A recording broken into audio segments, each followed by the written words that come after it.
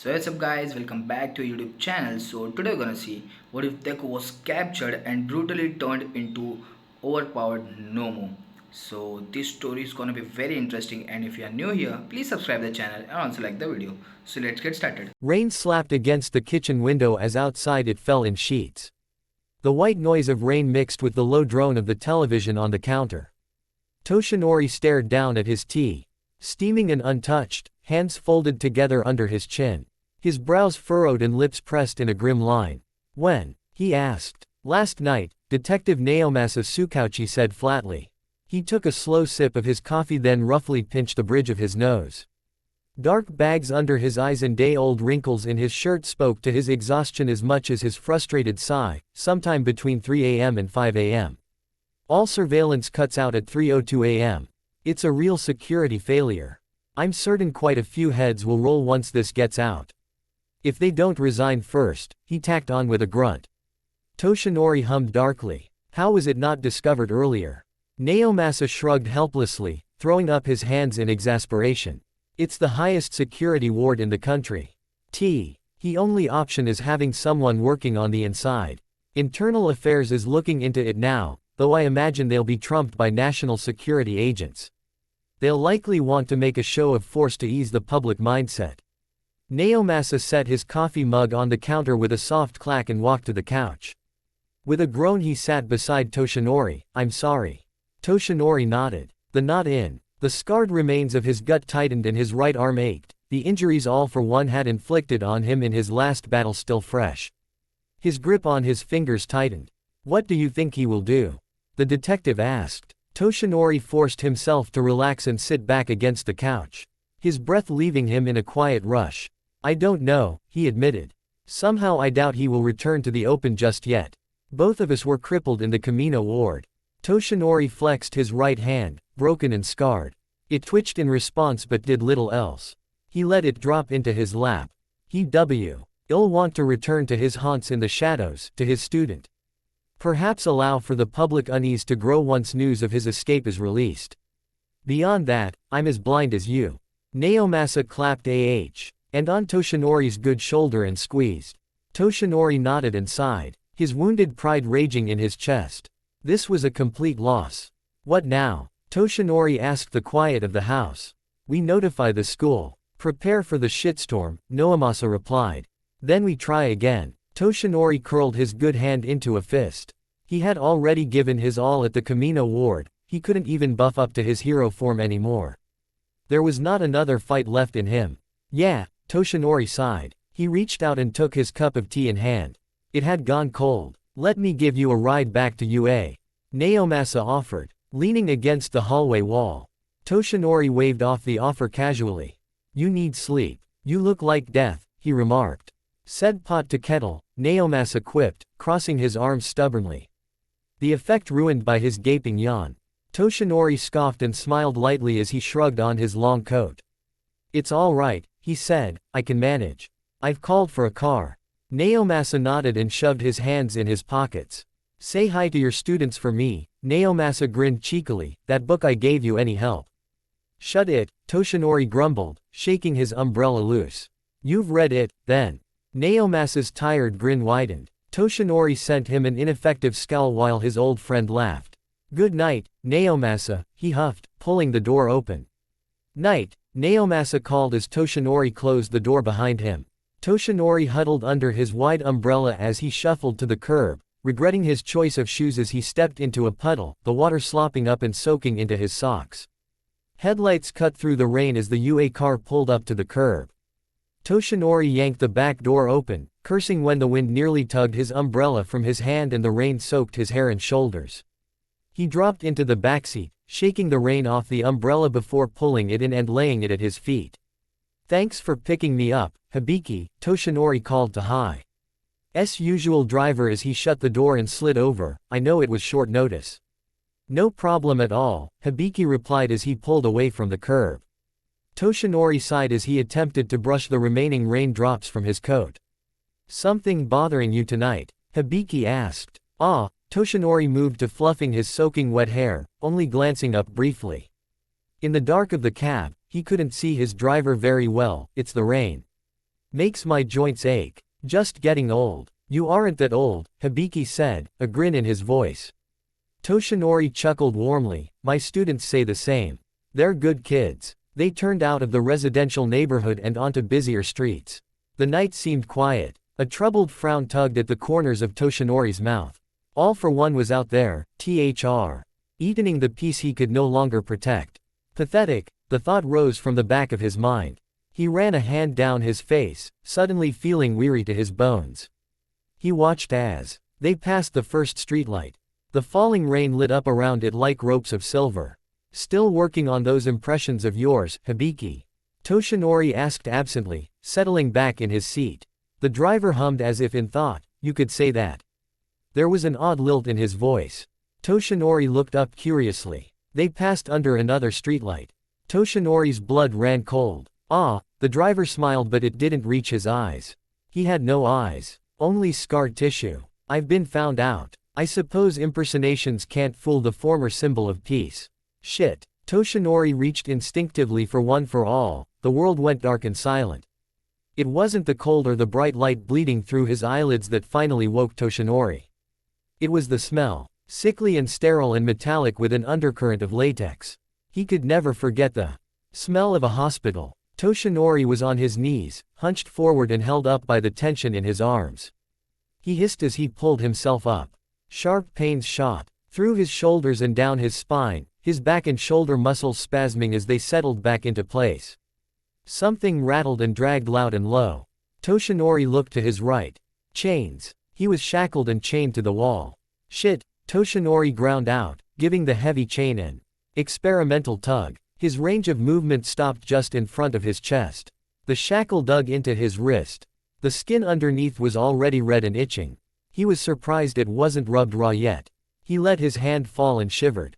His coat and shoes were gone, along with their familiar warmth, and his hair still slightly damp and chilled at the roots from the rain. He couldn't have been here long. A pinched ache pulled his attention left. His left arm was held out, shackled to a much shorter chain that hung from the wall. By his left hand, almost close enough to touch, a stationary IV pole stood. Toshinori's gaze followed the clear tube from the hanging bag down to, he twisted his left hand. The IV tube ended at the back of his hand. That explained the ache. His heart hammered a little harder against his ribcage, pumping the clear, cool intravenous drip through his veins. Toshinori looked away and leaned back, his head gently bumping against the cold wall behind him. He took a steadying breath. Okay. This is happening. I can handle this. He jumped in surprise when the door opposite him opened. Toshinori didn't know what he might have suspected, but a nurse in full scrubs and a clipboard was not it. He watched her as she scanned the clipboard, eyes half-lidded in boredom.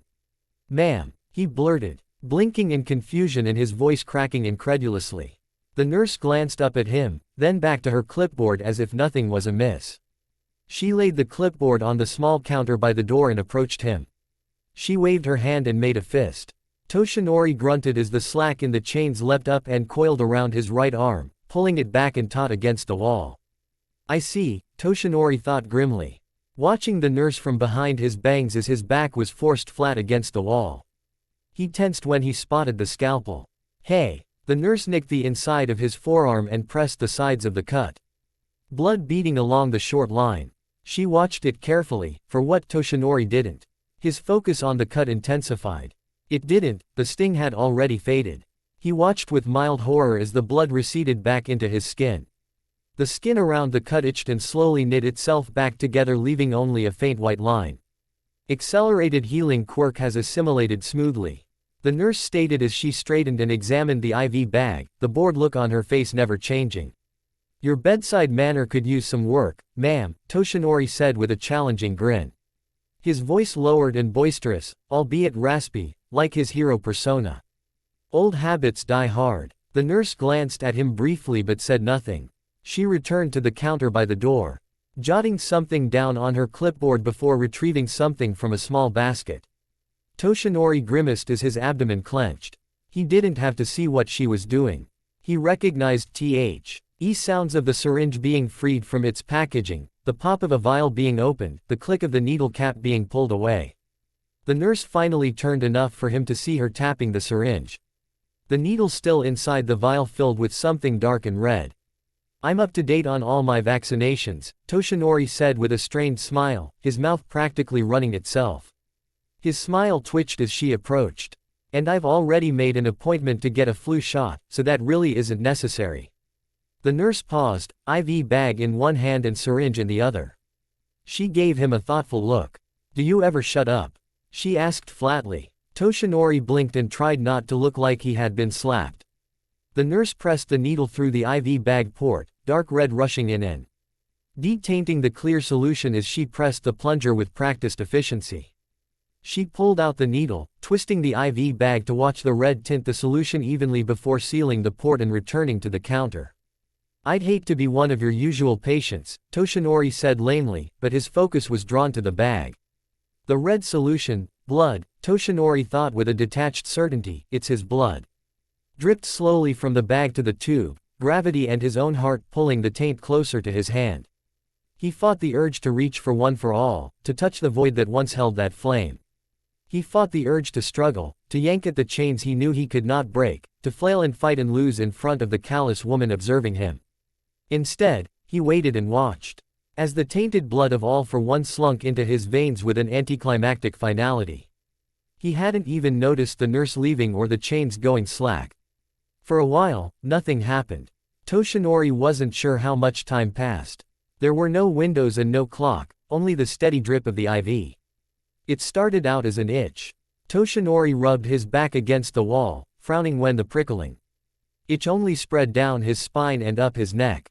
He let out a frustrated sigh and reached his hand back, scratching between his shoulders.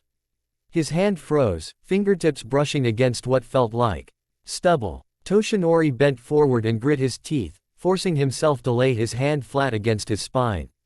The itch shifted to pins and needles tugging at the middle of his back. Thick, bristly hair pushed from his skin, brushing against his scarred palm and fingers. With a quick tug he yanked one from between his shoulder blades and held it in front of his face. It was blonde. Shit, Toshinori spat, gripping the pale strand in his fist as he bowed forward, eyes squeezed tightly closed. Shit, god damn it, fuck, quote. He curled in on himself, taking slow shaking breaths as the pins and needles sensation faded. The ridge of blonde hair rubbed uncomfortably against the inside of his shirt, demanding to be felt, impossible to ignore. Sweat coated his brow. He pressed the heel of his hand between his eyes, then abruptly scrubbed his hand down his face. Toshinori let out a broken bark of a laugh and nodded.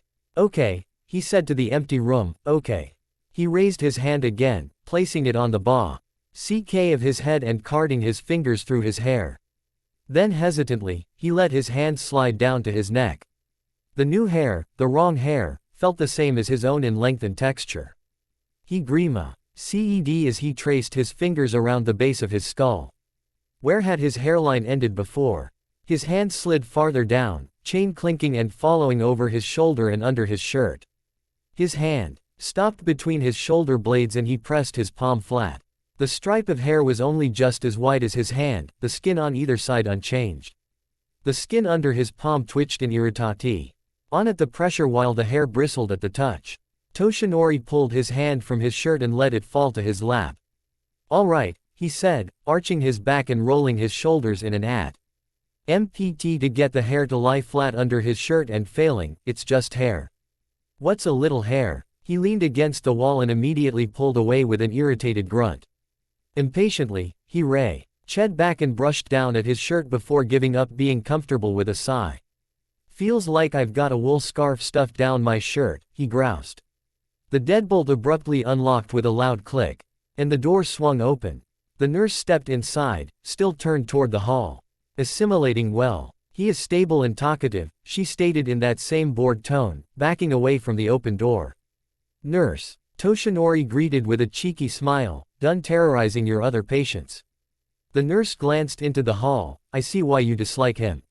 Not dislike, said the voice in the hall. Toshinori tensed. His hackles bristling under his shirt and eyes burning with a fury. All for one stepped in from the hall, face covered in a new black mask. I despise him.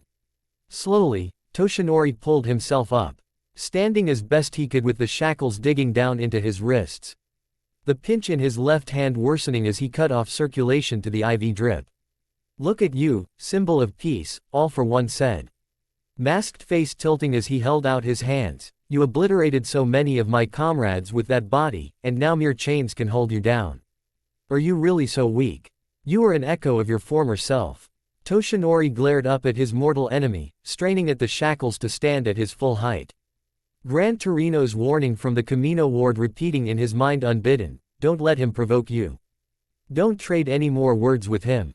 Toshinori remained silent. Tatsumi, All for One turned to the nurse and in a mocking tone said, "I thought you said he was talkative." The nurse shrugged impartially, retrieving a thick metal band from the cabinet and turning it over in her hands. Toshinori's focus remained on All for One, his glare unwavering. All for One regarded him for a moment, bending slightly to Toshinori's level. "Tatsumi, if you would," he said, straightening. The nurse looked up from the metal band and nodded. She released the band, but it did not fall. It rima. In floating midair, metal manipulation quirk, Toshinori thought, then it shot across the room and clamped around his thin neck. With a quick downward gesture, the nurse yanked Toshinori's head forward by his neck. Toshinori grit his teeth and fought, thin back and leg muscles straining to keep him upright. The pressure around his neck tightened and forced him lower. Shame flared in his gut as Toshinori panted and his gaze landed on his legs. They were shaking with the effort to simply stay standing. Then something hitched sharply in his chest and he coughed. His knees buckled and he fell, roughly jarring his knees on the tiled floor. Blood sprayed between his teeth as he tried to stifle the hacking coughing fit that had done him in. It dripped down his chin and onto the floor as his breath rattled wetly in his chest. His arm twitched, instinctively moving to wipe the blood away, but it had been pinned behind him by the manipulated chain. A hand brushed the back of his bowed head and slunk to the base of his neck. There was a tug at his shirt collar and a loud tearing. The material of his shirt fell to his sides as his back was exposed to the cold hospital air.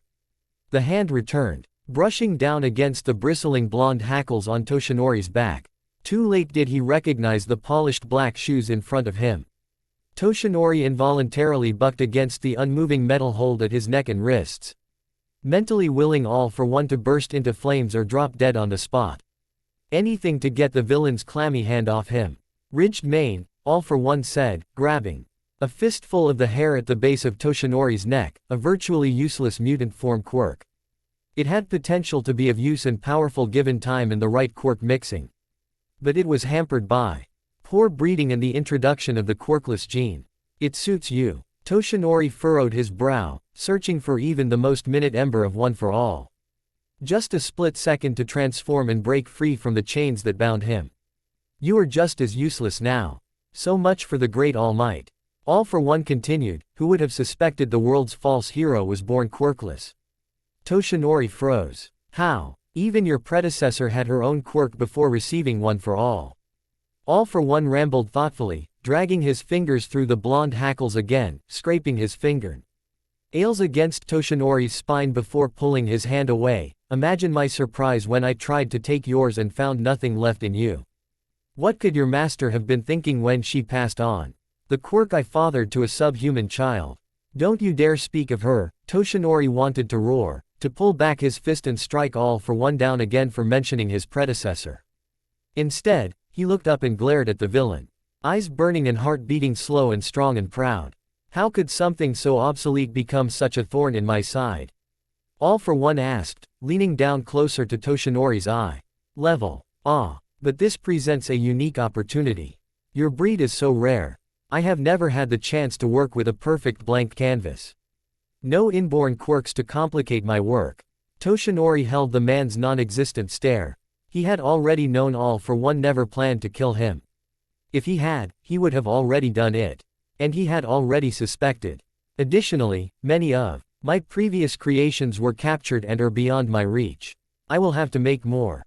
All for One straightened and gestured to the whole of Toshinori. "How fortunate I can kill two birds with one stone." The metal against Toshinori's neck and wrist slackened marginally. "It was only a little, but perhaps. I will remake you. I will rename you." All for One's voice quieted, "NOMU." Toshinori grit his teeth and pushed himself up until his back was straight and proud, not missing the way the nurse's hand shook with effort at her limit. "You can try." The rain poured through the night and into morning. The sky was dark, still overcast with a blanket of gray clouds. Naomasa Tsukauchi stirred his coffee absently, watching droplets race down the kitchen window. Toshinori had been right. Naoma's had needed a good night's sleep after the day before and in preparation of the eventual shitshow to come. He sighed and took a long sip from his mug. At least the coffee was decent. His cell phone rang, the simple ringtone for work calls. And he pulled it from his pocket. "This is Detective Tsukauchi." "Ah, good morning. This is Officer Hamada with Homicide," said the man on the other line. "There's been an incident with signs pointing toward a violent crime committed with a quirk. Since this is part of your department's jurisdiction, I was told to call you in." Naomasa nodded and set his mug down in the sink, grabbing a pen and paper from the counter. "Where?" Detective Tsukauchi, a middle-aged police officer, greeted Naomasa as he ducked under the crime scene tape. "I'm Officer Hamada. We spoke over the phone. Thank you for coming. This way." "What happened?" Naomasa asked, glancing around the car park. Uniform black cars lined the lot, each shined like new, as was to be expected of the high-end Hero driving service. A few he passed had the UA insignia etched into plaques on the hoods. "That's right," Naomasa thought, "this company partners with UA." One of the drivers came in this morning and found the body of a coworker. Officer Hamada gestured to a young woman wrapped in a blanket and sitting at the back of a nearby ambulance. "She discovered it in the locker room. She's really shook up." Naomasa nodded. "And it's believed the homicide was committed with a quirk." "I think it's pretty clear that's the case." Officer Hamada grimaced as he led Naomasa into the adjacent office building. "Just down here." Quote. At the end of the hall, a small group of officers speaking with a forensic scientist stood by an open door. Camera flashes lit up the hall from within the room. The forensic scientist paused when she spotted their approach. "You're with the Quirk Crimes Division?" she asked as Naomasa stopped in front of her. "I am. Detective Naomasa Tsukauchi," he said, holding out his hand. She shook it with a nod. "Chihiro Sato," she replied, tapping the ID card clipped to her shirt. She turned away briefly, stooping to pick up a small box from the floor. She pulled out 2 shoe covers and handed them to Naomasa. "Put these on. I can't have you tracking in anything from outside." Naomasa slipped the covers on and followed her into the locker room. Officer Hamada followed soon after donning his own covers. "Have you ever worked with Homicide, Detective?" Sato asked as she rounded a wall of lockers. "I have," Naomasa replied.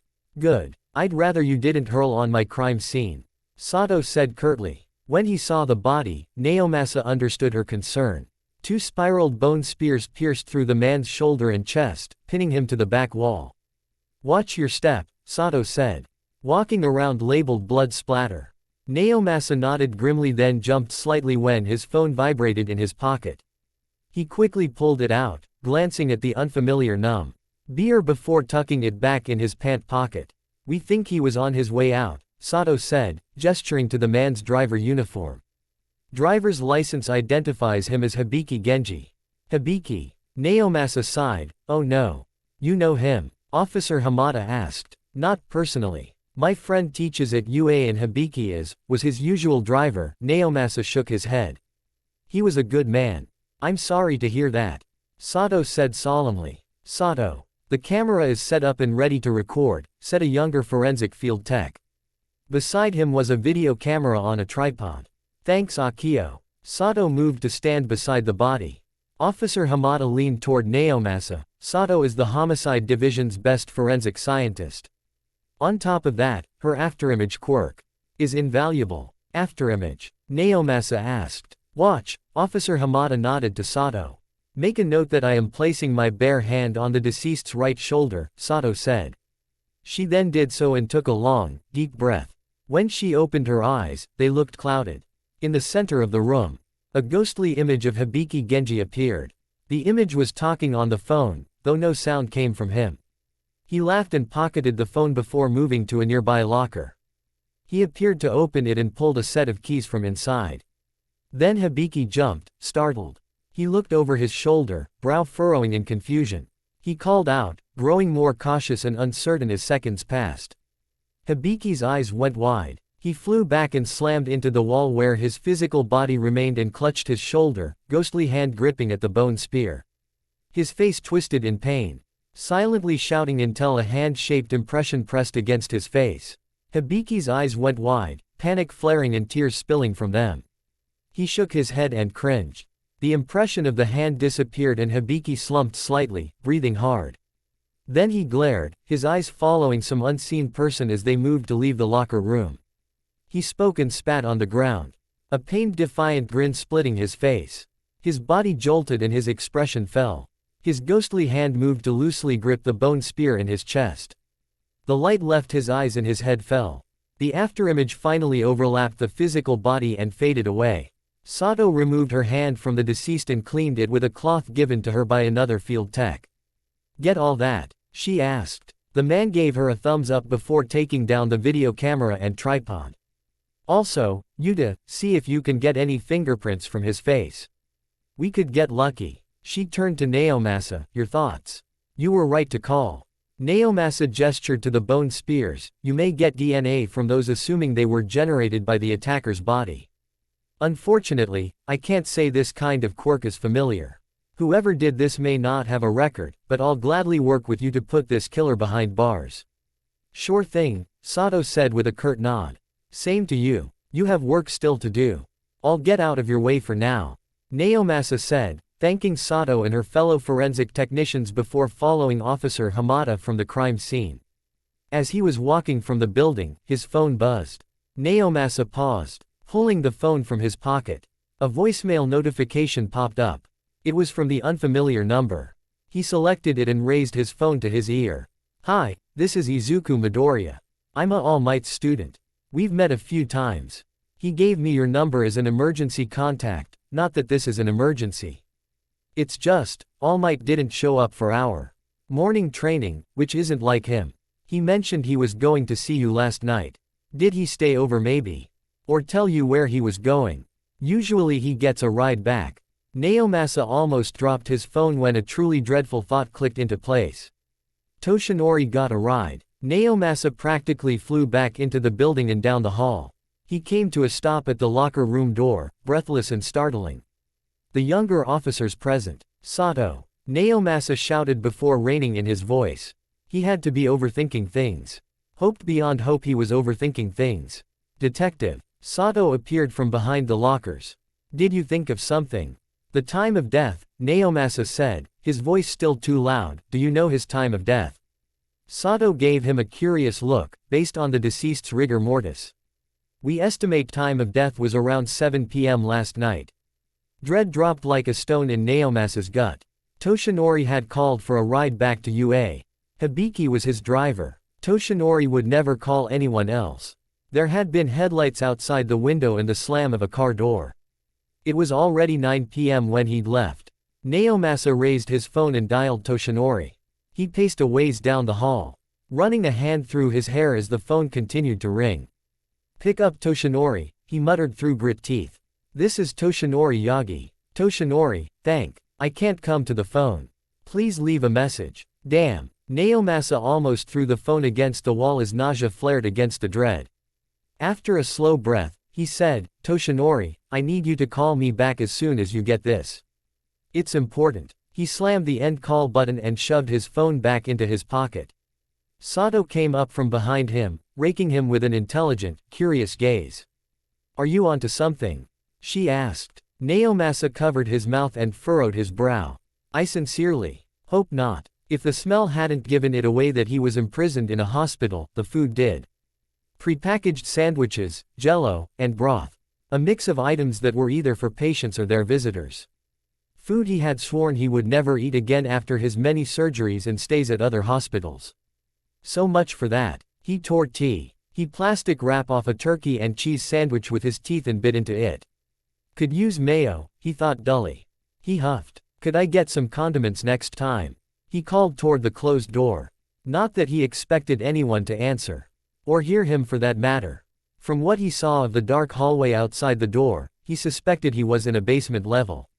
Likely some closed down, ancient ing that was never updated to accommodate the vast variety of people's quirks. Fortunately for Toshinori, that narrowed down his list of possible locations greatly. He grinned in thought, munching on the dry sandwich. There were 7 hospitals he knew of that did not fully update, were old enough to make updating more trouble than just adding on, and large enough to afford having abandoned the old wings in favor of the new wings. 2 of those hospitals were close enough to drive to by car from Detective Tsukauchi's in less time than it took for the rain in Toshinori's hair to dry. That was a summing. All for one did not use his transmission quirk, which was unlikely since he could not send himself through transmission as well. He frowned as he crumpled up the sandwich wrapper with his one free hand and tossed it to the waste bin across the room. The ball of plastic bounced off the rim and away from the bin. Shit, Toshinori grumbled, hackles rising at his irritation. He narrowed his eyes at the offending ball of plastic, just out of reach and nowhere near the waste bin. That's going to bug me. He absently rolled his shoulders in an attempt to get the hair along his spine to lie flat. Not that it ever laid flat, he had quickly figured out. It was as unruly as the wild mane of hair on his head. Toshinori leaned back against the wall, his bare back twitching at the cold surface briefly. And he pulled up a knee to rest his elbow against. 2 possible hospitals, he mused. Either Rashid General Hospital or Jeddah Central. As for escape routes, something buzzed on the counter by the door. Once, twice, up to 8 times before it stopped. Moments later there was a short buzz and it silenced. Toshinori furrowed his brow. That buzzing had been on and off since they brought him Hi's first meal in what he assumed was morning. Part of him wondered if the quiet male nurse had left his cell phone on the counter. When he stood to see onto the counter earlier in the day, he was annoyed to find a tissue box was in front of the buzzing phone. Maybe they're trying a new torture method, Toshinori thought with a huff. At least it broke the boredom and silence. Footsteps clacked outside the door. Toshinori tensed and rose to his feet. The nurses all wore soft-bottomed shoes and walked almost silently. The only person who wore hard-heeled dress shoes was. The door opened, slow and deliberate. "Don't stand on my account," All for One said, smug as Toshinori strained against the short chains. His head canted slightly. "You're quiet. Have you taken a vow of silence?"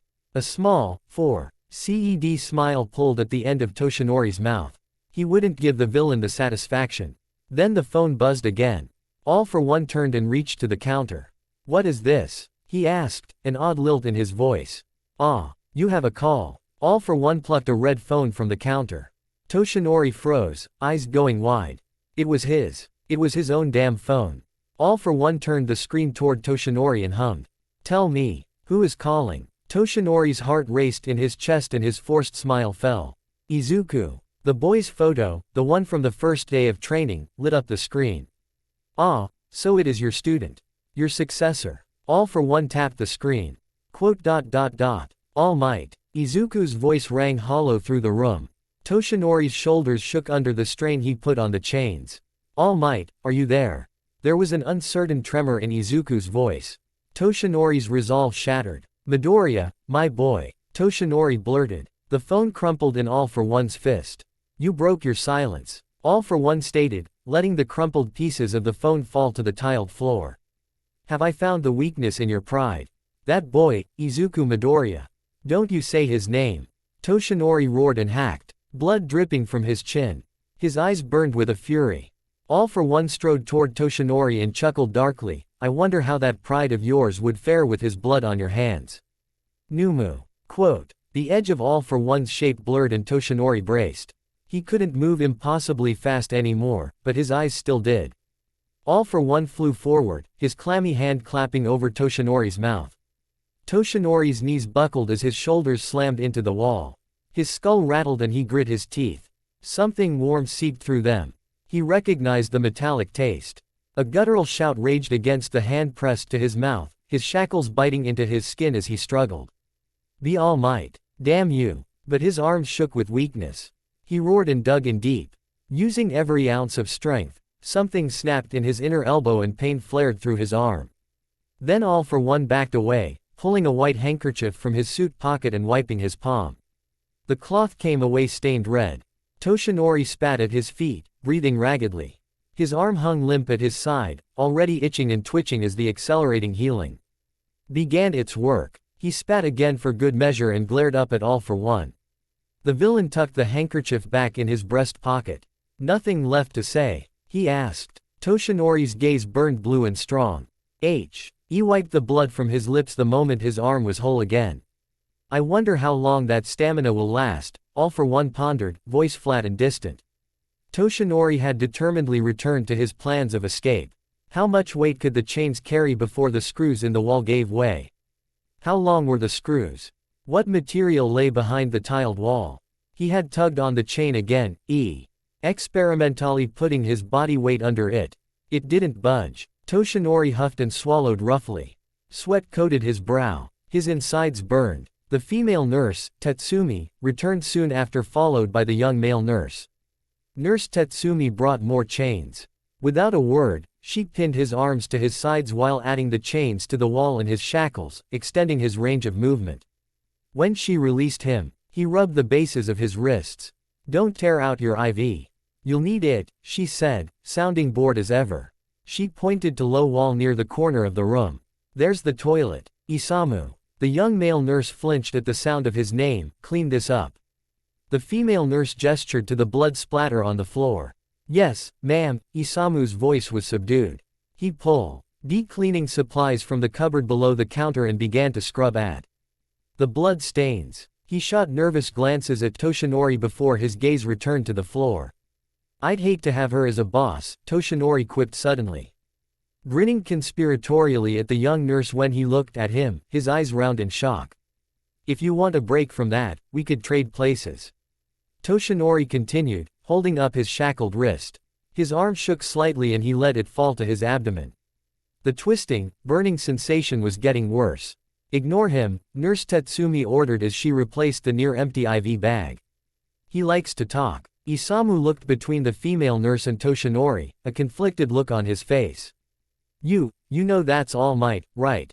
He asked quietly. The nurse twisted around, her face pinched in anger. Toshinori tried not to grunt in pain when the shackles tightened around his wrists, his bones groaning under the pressure. That's a NOMU, the woman stated, her voice low. Then she let out a breath and her bored expression returned. Just do your job. Isamu bowed his head, thoroughly cowed. Yes, ma'am. Something buzzed at the nurse's side. She glanced at the pager.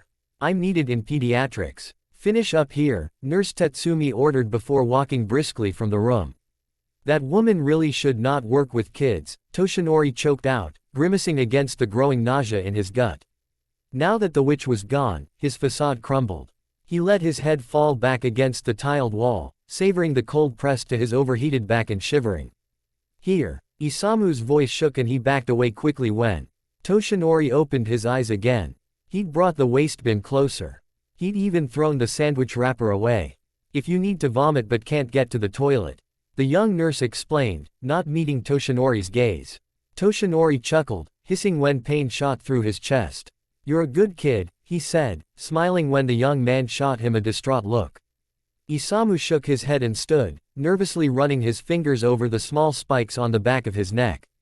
I'm really not, the young man almost whispered. He quickly put awa. Why the cleaning supplies and strode to the door. I'm sorry that you got mixed up with this, Toshinori called softly from his spot. Isamu paused in the doorway and almost looked back. Me too, his bent posture said. Then he left, locking the door behind him. Toshinori shook, his eyes closed tight against the light and the nausea and pain twisting his insides. He wheezed against his fist. The air rattled in his throat and he coughed. Dots of red coated his shaking fingers. He was on his side, facing the wall and pressing his feverish, throbbing forehead against the cool tiles. He couldn't remember when he had laid down. His gut clenched with nausea and he forced his torso up, retching into the wastebin. Nothing but bile came up. Exhausted and trembling weakly, he pushed the bin away and collapsed back onto the floor. Relishing the cold of the tile. The pressure in his skull increased, as though it was in a vice. Something cracked at the back of his jawbone and he saw white. When Toshinori woke again, the burning pain in his insides had reduced to what felt like bad heartburn. He groaned and rubbed his sore jaw. So that's what taking one of my punches feels like, he thought darkly. Toshinori rolled onto his back, cringing at the sensation of his soaked ridge hair sticking to his skin. He slowly pulled himself up with the help of the chains and leaned against the wall. His throat ached. He swallowed roughly and coughed. It was like someone had scrubbed his vocal cords with sandpaper. A chill ran over his bare skin. Toshinori looked down. His shirt was in tatters, holes eaten away by what looked like chemical burns. It smelt of bile and blood. "Raise your arms, NOMU." Toshinori tensed and turned, his still feverish, throbbing head delaying his response time. Nurse Tetsumi stood in front of him. A bored look on her face and scissors in hand. Nurse Isamu was near the door, gaze lowered. He carried the warped remains of the waste bin, holes melted through the plastic.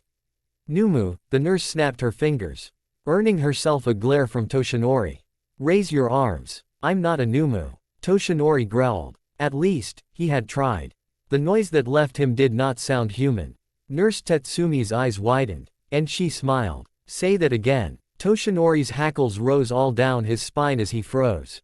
He swallowed. His throat was still terribly sore. Maybe he hadn't. Toshi. Nori's gaze slid over to meet the young man's. Isamu's face paled and he shrunk toward the door, his trembling hand covering his mouth. The fear in the young man's eyes was like a blow to the chest, knocking the wind from him. Toshinori didn't realize he had raised his hand to reach for him until it fell into his lap. "Sensei said you had taken a vow of silence," the nurse said smugly. "I suppose this new quirk will help." Her mocking grin widened. "Where did that fire in your eyes go?" Toshinori was silent. Suddenly, the shackles yanked his arms up and to the side. "Hey!" Toshinori shouted, the word coming out mangled as a rasping, gurgling snarl. It caught painfully in his throat and he coughed. "Isamu," Nurse Tetsumi turned to the nurse cowering by the door, "come here and help me." "I can't hold him," and cut the shirt away. Isamu stared at the middle-aged nurse in horror, but one glare from her and he shuffled over. The female nurse shoved the scissors into his hands and pushed him forward. The young man shook but did not get closer. "He can't move, Isamu." "Stop being ridiculous," Nurse Tetsumi said impatiently. Isamu flinched under the woman's harsh words and knelt. Toshinori watched as the young man took his tattered sleeve in hand and began cutting it away. Isamu's hands shook and he tried to rush. The sharp blades of the scissors cut into Toshinori's skin. Isamu pulled the scissors away and looked physically ill. "I'm sorry," he blurted, finally meeting Toshinori's soft blue gaze. Toshinori gave him a small, patient smile. Isamu paused, staring in disbelief at the calm, pitying expression. He bit his lip and steeled himself. He resumed cutting away the ruined shirt, mumbling almost inaudibly under his breath. I'm sorry, All Might," he whispered. The left sleeve fell away, exposing Toshinori's twisted scar and skeletal frame. Isamu nearly dropped the scissors. Instead, he covered his mouth and pointedly looked away from the scar. He pulled the shirt away and stood. Without a word, he turned and left. Nurse Tetsumi huffed as she watched the young man leave. "Coward," she said. "Far braver than you," Toshinori thought as the chains continued to hold his arms in place. The nurse's gaze returned, her eyes raking over Toshinori's exposed torso. "Now you are starting to look like a proper NOMU." He only glared. After the witch had left him alone, Toshinori had tried and failed to speak. His words all came out wrong, some sounding distinctly. He tried not to think back to that first fight with the villain alliance. There was only something wrong with his throat, he had reasoned. He would adapt and think a way around it. He had to. At some point, Toshinori must have fallen asleep and laid down. He woke with a start when he heard the lock click again. He sat up, sore and disoriented in the never-changing bright light of the room. No one was there with him. Confused, Toshinori looked around. On the floor, near where his head had been, was a clean, folded hospital gown. "Oh," Toshinori sighed and let a small smile tug at his thin lips.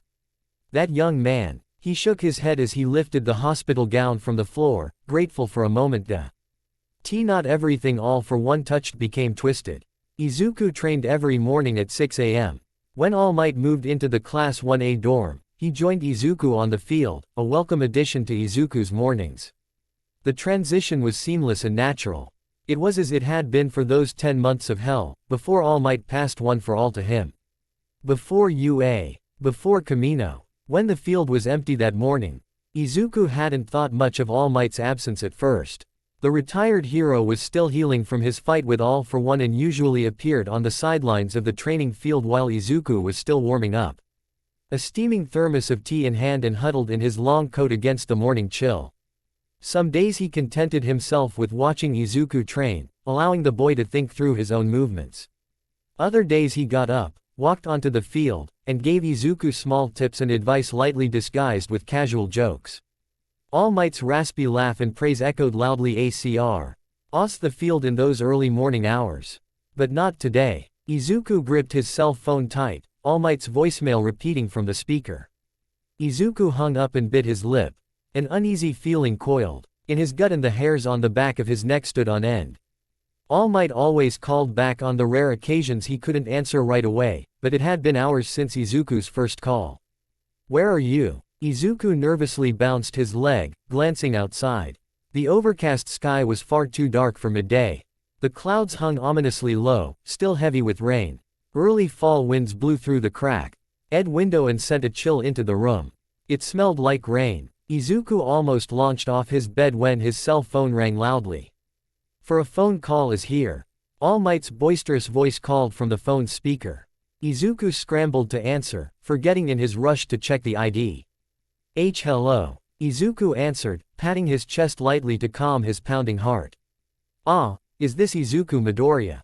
"This is Detective Tsukauchi," said the man on the other line. Oh, gee, good afternoon," Izuku stuttered. "Did you?" "I'm heading to UA now to speak with Principal Nedzu." Detective Tsukauchi interrupted briskly. Then he paused and took a steadying breath. "It would be best if you were there as well, Midoriya." Izuku's brow furrowed in confusion but he nodded. "Oh, okay. I'm about 10 minutes away. Principal Nedzu knows I'm coming. I'll meet you in his office."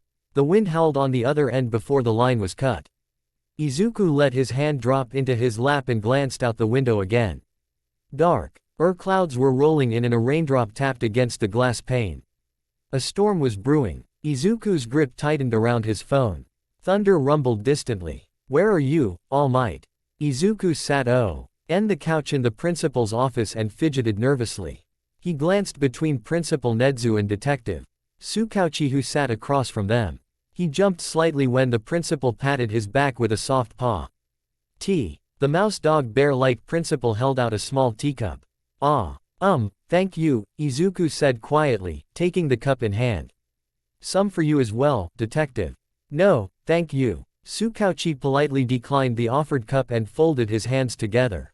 He sighed grimly. "As you both know, All Might defeated All for One at the Camino Ward and we were able to take him into custody." He paused. 2 nights ago. It is believed someone working in the highest security ward cut all surveillance and aided in All for One's escape. His location is unknown." Izuku's teacup fell from his hands. What? A shudder involuntarily ran through him. After everything All Might, Izuku's shoulders shook and he pressed a hand over his mouth. The terror of that day roared back. All foe. R1's raw power and callous treatment of life. All Might bleeding and beaten down, true form revealed to the world, and using the very last of One for All to defeat him. Tears welled in Izuku's eyes. "No." Principal Nedzu placed the dropped teacup on the coffee table and lightly patted Izuku's knee. "Thank you for telling us this," Nedzu said, turning back to the detective. "I assume this hasn't been made public yet." "No," Tsukauchi answered, "not yet. I imagine there will be a press conference soon.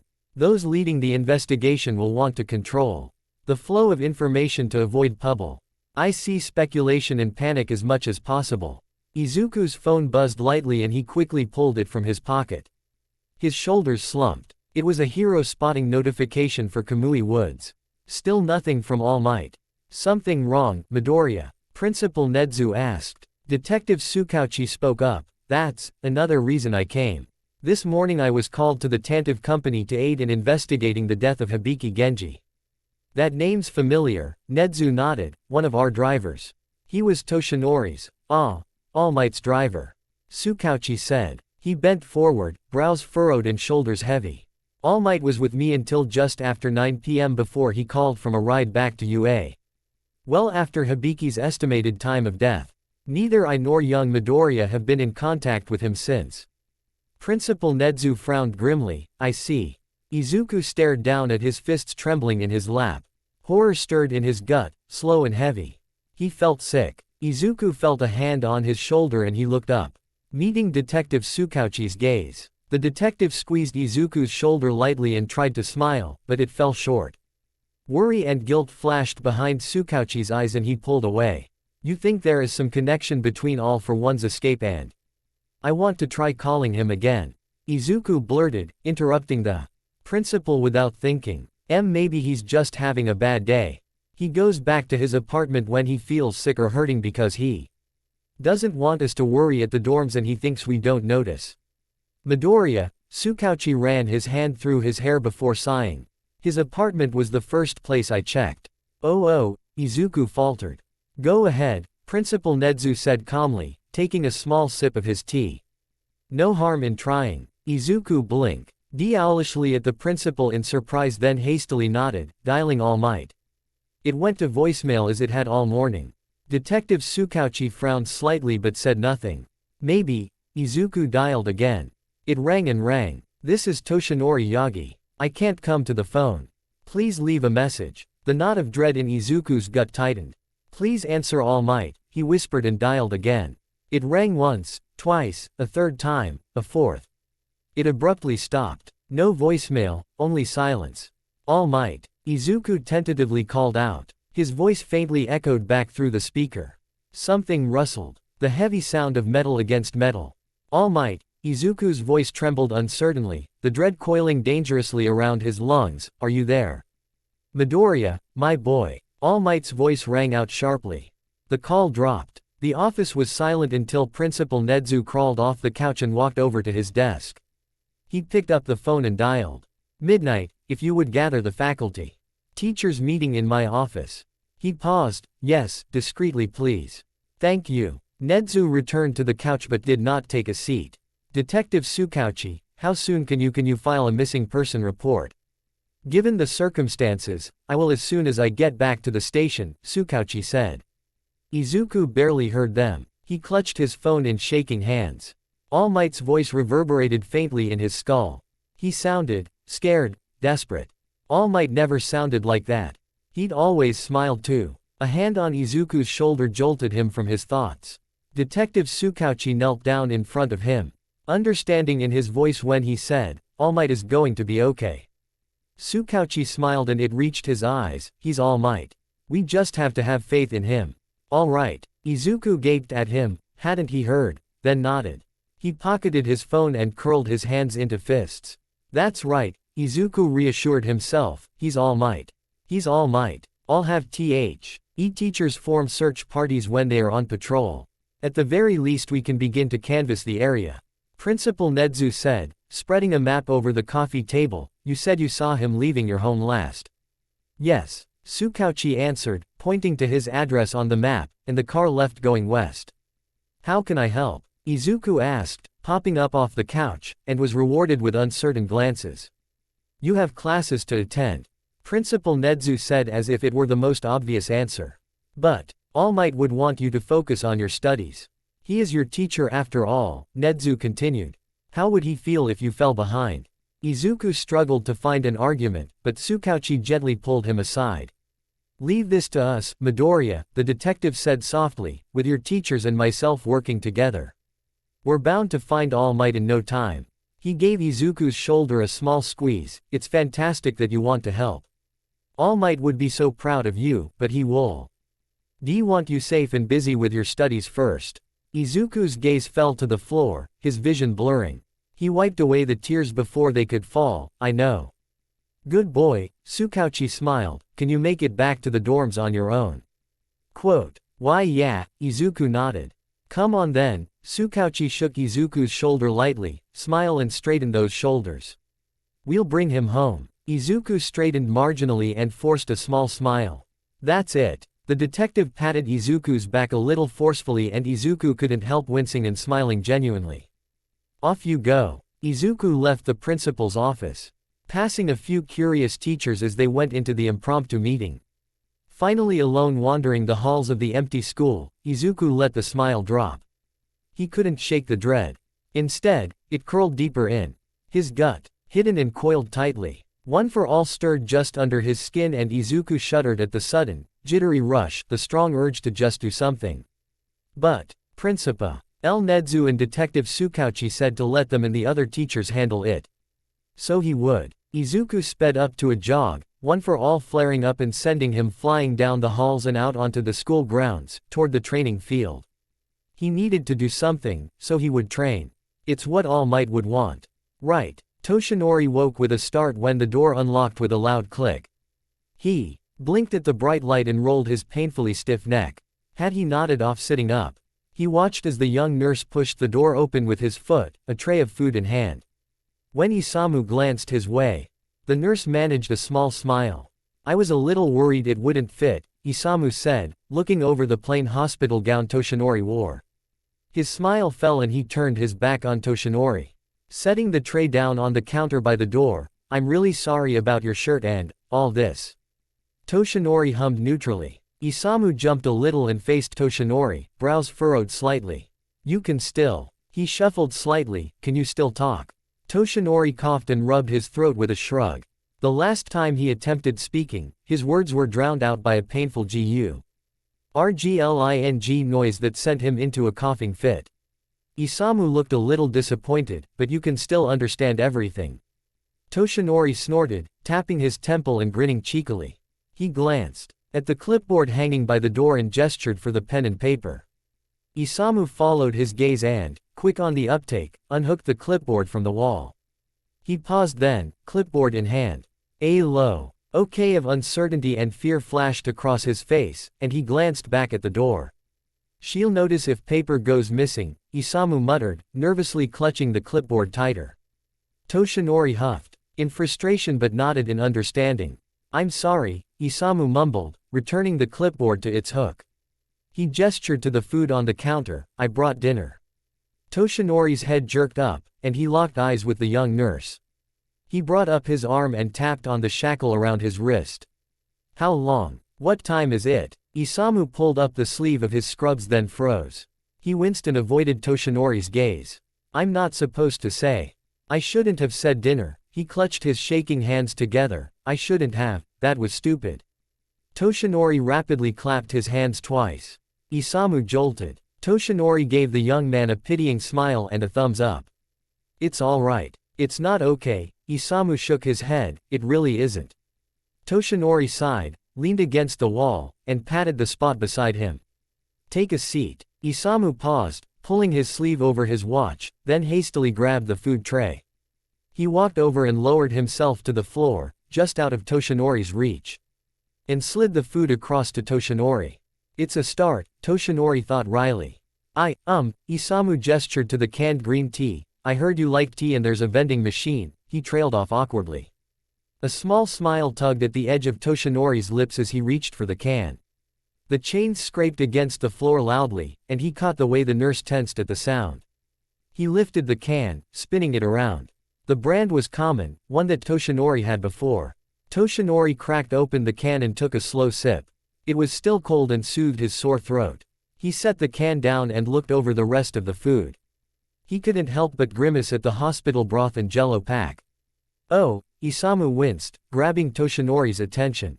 I should have known you wouldn't like it. Considering he gestured to Toshinori's covered abdomen. Isamu furrowed his brow, that looked pretty bad. What an understatement. Toshinori laughed, loud and barking as it had always been.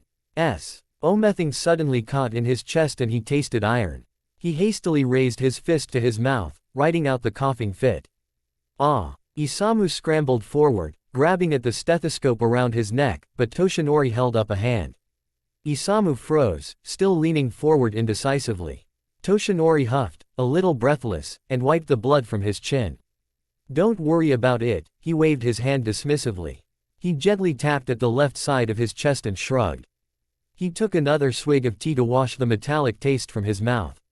I should still check, Isamu said, scooting closer and sliding the food tray to the side. You really shouldn't shrug something like that off. Toshinori shook his head but sat up straighter as the nurse popped in his stethoscope earpieces. Isamu pressed the chestpiece to the right side of Toshinori's chest, listening as Toshinori took as deep a breath as he could. He frowned at the faint, wet rattling and moved the chestpiece to Toshinori's back. Then he moved it to the left side of his chest. He furrowed his brow and moved the chestpiece slightly. Toshinori patted the nurse's wrist and Isamu jerked away. He held his hand over the plaque. Where his lung had been and tried to laugh it off, but Isamu's stricken expression didn't fade. Isamu sat back, eyes raking over Toshinori's skeletal form. "Why are you here?" Isamu asked. You should be resting. You're retired. You don't have a lung." "Why?" The nurse ran his hand through his short dark hair. Toshinori gave Isamu a quizzical smile. He pointed to himself and flexed, his skin. NY bicep trembling slightly at his effort. "I'm all might." Isamu shook his head in disbelief. "How long have you been like this?" the young man asked, his voice quiet. Toshinori blinked in surprise. "That scar was old," Isamu continued, staring at the spot in a daze. Toshinori sighed and held up 6 fingers. 6. Isamu's eyes widened. "Wait, years." 6 years. Quote. Toshinori shrugged and rubbed the back of his neck, tensing slightly when his fingers ran through the ridge of hair. "Did he do that? That man?" Toshinori's hackles raised and he brushed them down, pinning the floor with a dark glare. "He's the villain you beat at the Camino ward, isn't he?" Isamu asked. "I saw that fight on TV. He looks like him. He even has the helmet." Before Toshinori could answer, the pager on Isamu's belt buzzed. The nurse looked at his watch and paled. "I have to go," Isamu blurted, abruptly standing and rushing to the door. "I already stayed too long."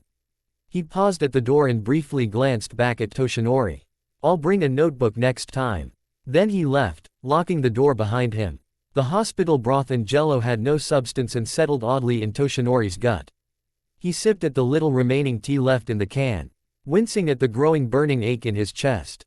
While the full body ache and exhaustion had faded, eating anything gave him heartburn without fail.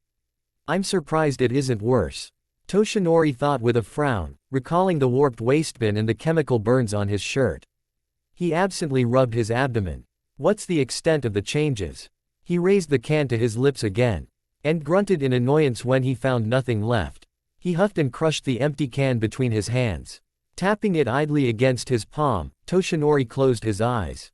The meal had been a dinner according to the young nurse. So it was evening or night. Given the number of meals since his arrival, Toshinori estimated he had been here 2 or 3 days. That was assuming the meals were spaced evenly, which wasn't likely if All for One was hoping to disorient him. The fear in Isamu's voice implied as much. Poor kid, Toshinori sighed and chewed thoughtfully. People like Isamu did not follow All for One by choice. That woman, Tetsumi, she was more the type, cold, calculating, and lacking empathy. All for One likely appreciated that and found her useful. From what Toshinori had seen, Tetsumi was charged with keeping an eye on Isamu. Toshinori swallowed and sighed in relief when the empty, burning ache in his gut settled. He bit down again, savoring the crunch as he chewed and swallowed. Crunch. Toshinori furrowed his brow. None of the food. His jaw clenched and his hand closed tightly around the empty aluminum can. A jagged, torn piece cut into his palm.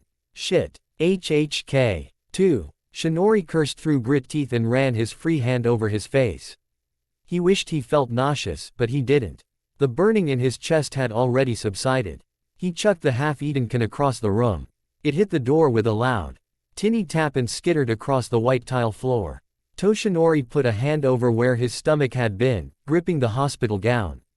He let his head fall back against the wall and he took a deep breath. So, that's what changed. Toshinori adjusted the chain wrapped around his arm and tugged again, pressing his feet against the wall and putting his back into it.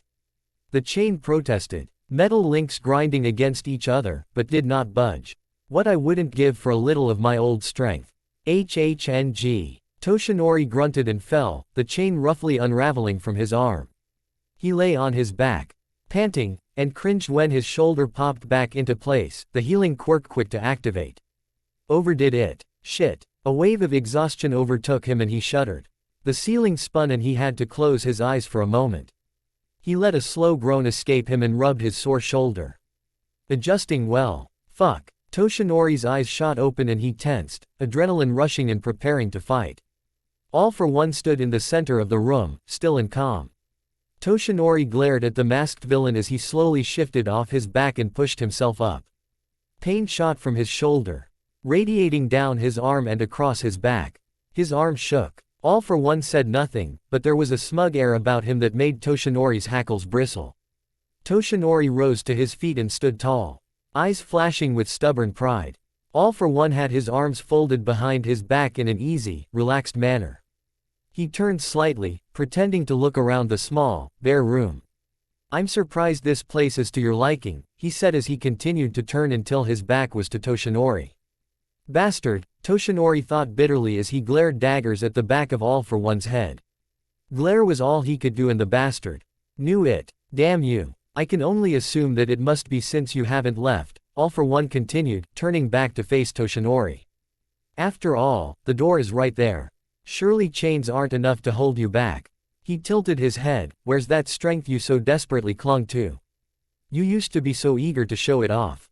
Toshinori's fingers twitched, itching to curl into fists. He couldn't let him know, couldn't let the villain get a rise out of him. The acidic burning ache flared angrily in his chest, but he kept his expression firm. His bristling hackles betrayed him. All for One hummed neutrally and brought his arms to his front, fiddling with something in his hands.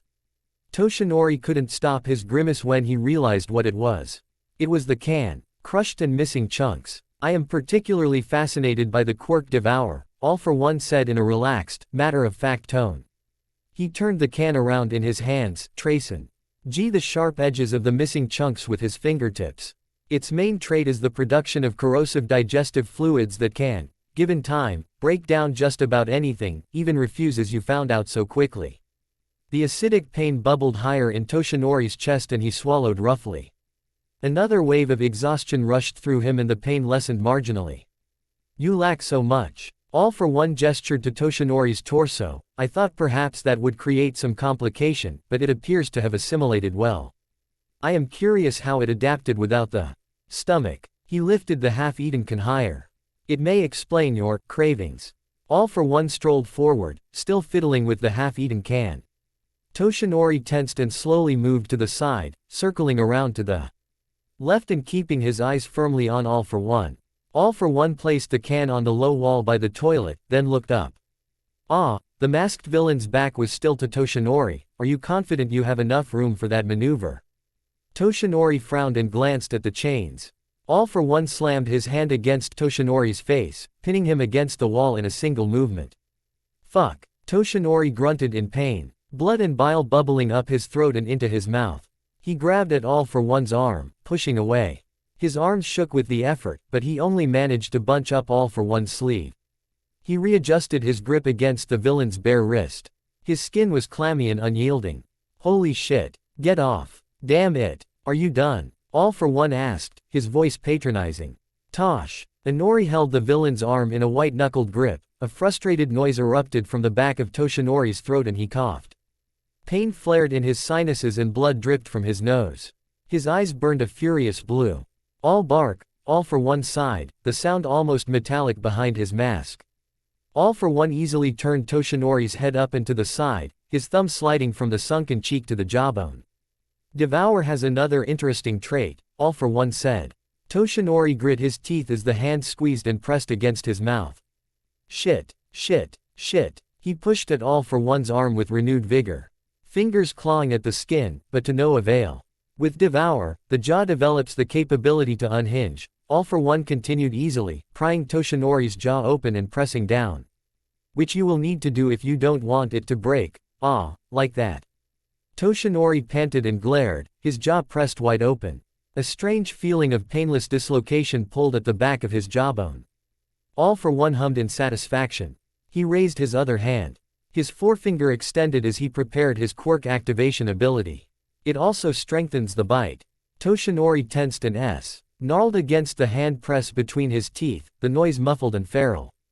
All for One brought the finger to the side of his jaw. "Don't. God damn it." And pressed. Toshinori's jaw snapped shut. "Bo." Nay snapped between his teeth and blood seeped around his tongue. "Fuck. God damn you." Toshinori tried to loosen his bite but his jaw wouldn't budge. His tongue pressed against the back of his mouth, trying to keep the damned blood from his throat, and held his breath. All for One tilted his head curiously, his forefinger still pressed to Toshinori's jaw. He leaned in closer. Toshinori could see his own harried reflection in the man's mask. Your stamina is commendable, but I have the upper hand here. The edges of Toshinori's vision grew spotty. His diaphragm heaved painfully, and he inhaled sharply through his nose. The second he drew that first breath, All for One withdrew his forefinger and returned control to his jaw. Toshinori choked and spluttered. He couldn't prevent blood from seeping down his throat. His eyes burned with hate. Damn it all. Lips curled in a snarl, Toshinori mentally threw every curse he knew at his enemy, unable to truly voice them. His shoulders heaved as he wheezed. And he wiped the blood from his face and spat. All for One stepped away, examining his mangled hand. Usually when I create a NOMU, their minds shatter after the first additional quirk. But you, what a fascinating specimen you are. I expected as much, but to see it confirmed, All for One straightened his rumpled sleeve. Could it be your contact with the quirk I fathered or your quirkless nature? All for One chuckled darkly. I suppose, I could test that on one other. Izuku's smiling face flashed in Toshinori's mind, and he lunged forward. Stay away from him. All for One turned his back on Toshinori once again. Picked up the half-eaten can from the lower wall. He turned it over in his hand, brushing the jagged edge with the tip of his thumb. He paced to the center of the room and placed it down on the ground. All for One made his way toward the door and called back, perhaps this next quirk will tame you. Toshinori glowered, his face flushed and breath ragged. He ground his teeth as the door shut. It won't. Toshinori massaged the back of his left hand, scowling at the quickly healing bruise. At some point during his struggle against All for One, his IV was yanked roughly from his skin. The tube dangled from the IV bag and coiled on the floor. A small puddle had already formed around the tip, the clear solution zigzagging along the grooves between the tiles where it mixed with the blood on the floor. The red tinge flowed like macabre ink, following the solution back to its source, and defiled the small pool. Toshinori spat into it. He could still taste copper and his breath smelled of rust. Nausea churned in his gut and he let his hands drop to his sides. Damn it, pathetic. Toshinori's jaw ached and he rubbed its side, cringing at the memory of All for One's hand pressed against the bone. He felt along the back of the jawbone. His fingers paused at a knot and a dip just below his ear. He frowned and pressed his fingertips against the spot. Slowly, he opened his mouth, feeling as his jaw hitched at one point before he gently moved his jaw back. Oh. Toshinori blinked at the feeling of his jaw sliding smoothly out of place before popping it back and closing his mouth. That's an odd feeling. He sighed and plopped down on the ground, leaning back against the wall and resting his elbows on raised knees. He clasped his hands together loosely, rubbing them together absently. He closed his eyes and bowed his head, letting his exhaustion sweep through him. His face still ached where All for One had held him, and his back where it had slammed against the wall. A sorry reminder of how frail his body truly was without one for all. The memory of his own hands wrapped around All for One's arm flashed behind his eyelids. His fingers were too thin and arms too weak. Rope-like muscles were all that remained of the hero he had been. He ran his hands up his arms and held his shoulders, resting his chin on top of his crossed forearms. He sighed and shook his head at himself. He never regretted giving his power away, and still didn't. His clenched fist hovered in front of his face, and he furrowed his brows, wish I could have gotten in one good punch. His face softened, and he felt a small smile pull at his lips. I'm still me after all. All for One can't change that, he thought with a quiet laugh. He shook his head and let his hand fall back to his shoulder. It's the little victories. There was a light knock at the door. Toshinori looked up, his small smile growing lopsided with humor. The door unlocked and swung open. Nurse Isamu pushed it wide with his shoulder as he balanced a food tray and something else under his arm. The young man vibrated with nervous energy as he strode forward and immediately sat in front of Toshinori. He placed the tray down and held out the object he had under his arm. Toshinori's brows rose. It was a small notebook. I had to get a smaller one but no one saw me bring it down. Isamu said as he handed it over with a simple, black pen. Toshinori took the pen in hand and opened the notebook. Its pages were blank and crisp, brand new. He quickly jotted a note on the top of the first page and turned the book for Isamu to read. Thank you. Isamu's expression faltered. You really shouldn't be. Toshinori pulled the book away, writing quickly. Cut that out, young man. I know. You were forced into this. I can tell. Not your fault. Quote. Isamu bowed his head and nodded, I'm sorry. Toshinori huffed loudly, grabbing the young man's attention. He abruptly hit the top of the nurse's head with the book. Cheer up, he wrote and used his forefingers to push a smile on his face. Isamu rubbed the top of his head, eyes wide as he stared back at Toshinori. You really are all might, Isamu mumbled. A barking laugh burst from Toshinori, making him double over. His handwriting was shaky when he wrote, is that so hard to believe? Young man, I may not look it, but I am most certainly all might. Quote. Why, yeah. Isamu shifted on his knees, I brought some stuff from outside the hospital. Picked it up with my brief food. Toshinori glanced over the tray. Canned green tea, a styrofoam container with some kind of hearty soup. And another container with a simple salad topped with sliced cucumber. Breakfast, huh? Better than aluminum, Toshinori thought with a contented sigh. He jotted down a quick no. Teian passed the book to Isamu before pulling the food tray closer. Tell me about yourself. Toshinori looked at the young man expectantly as he popped the plastic lid off of the soup. About M. Isamu gawked at the note then at Toshinori. Toshinori nodded, foregoing the plastic spoon and sipping from the small container. Relief flooded him as the taste of copper was overwhelmed by the warm flavors of the soup. Well, when did that come out? Isamu suddenly stood, scrambling to collect the fallen IV tube and seal off the drip. He slipped slightly and looked down. Oh, he said in a small voice, his face pale. I'll clean that up. Isamu unhooked the IV bag from the pole, taking it and placing it on the counter by the door before stooping to the cabinet below and pulling out some paper towels. He was here then? Isamu asked, tearing squares from the roll and laying them over the spilled IV solution in blood. Toshinori hummed with a frown, nodding. Oh, Isamu glanced over Toshinori with a careful eye. The same look recovery girl gave Toshinori anytime he walked into her office. Are you hurt? Toshinori shrugged and went back to eating. He heard Isamu pause and sigh, obviously unsatisfied. But the young man continued cleaning the blood away from the floor. Toshinori turned at the sound of Isamu's quiet voice, I wanted to be a doctor. Isamu collected the wet paper towels and took them to the hazardous waste bin.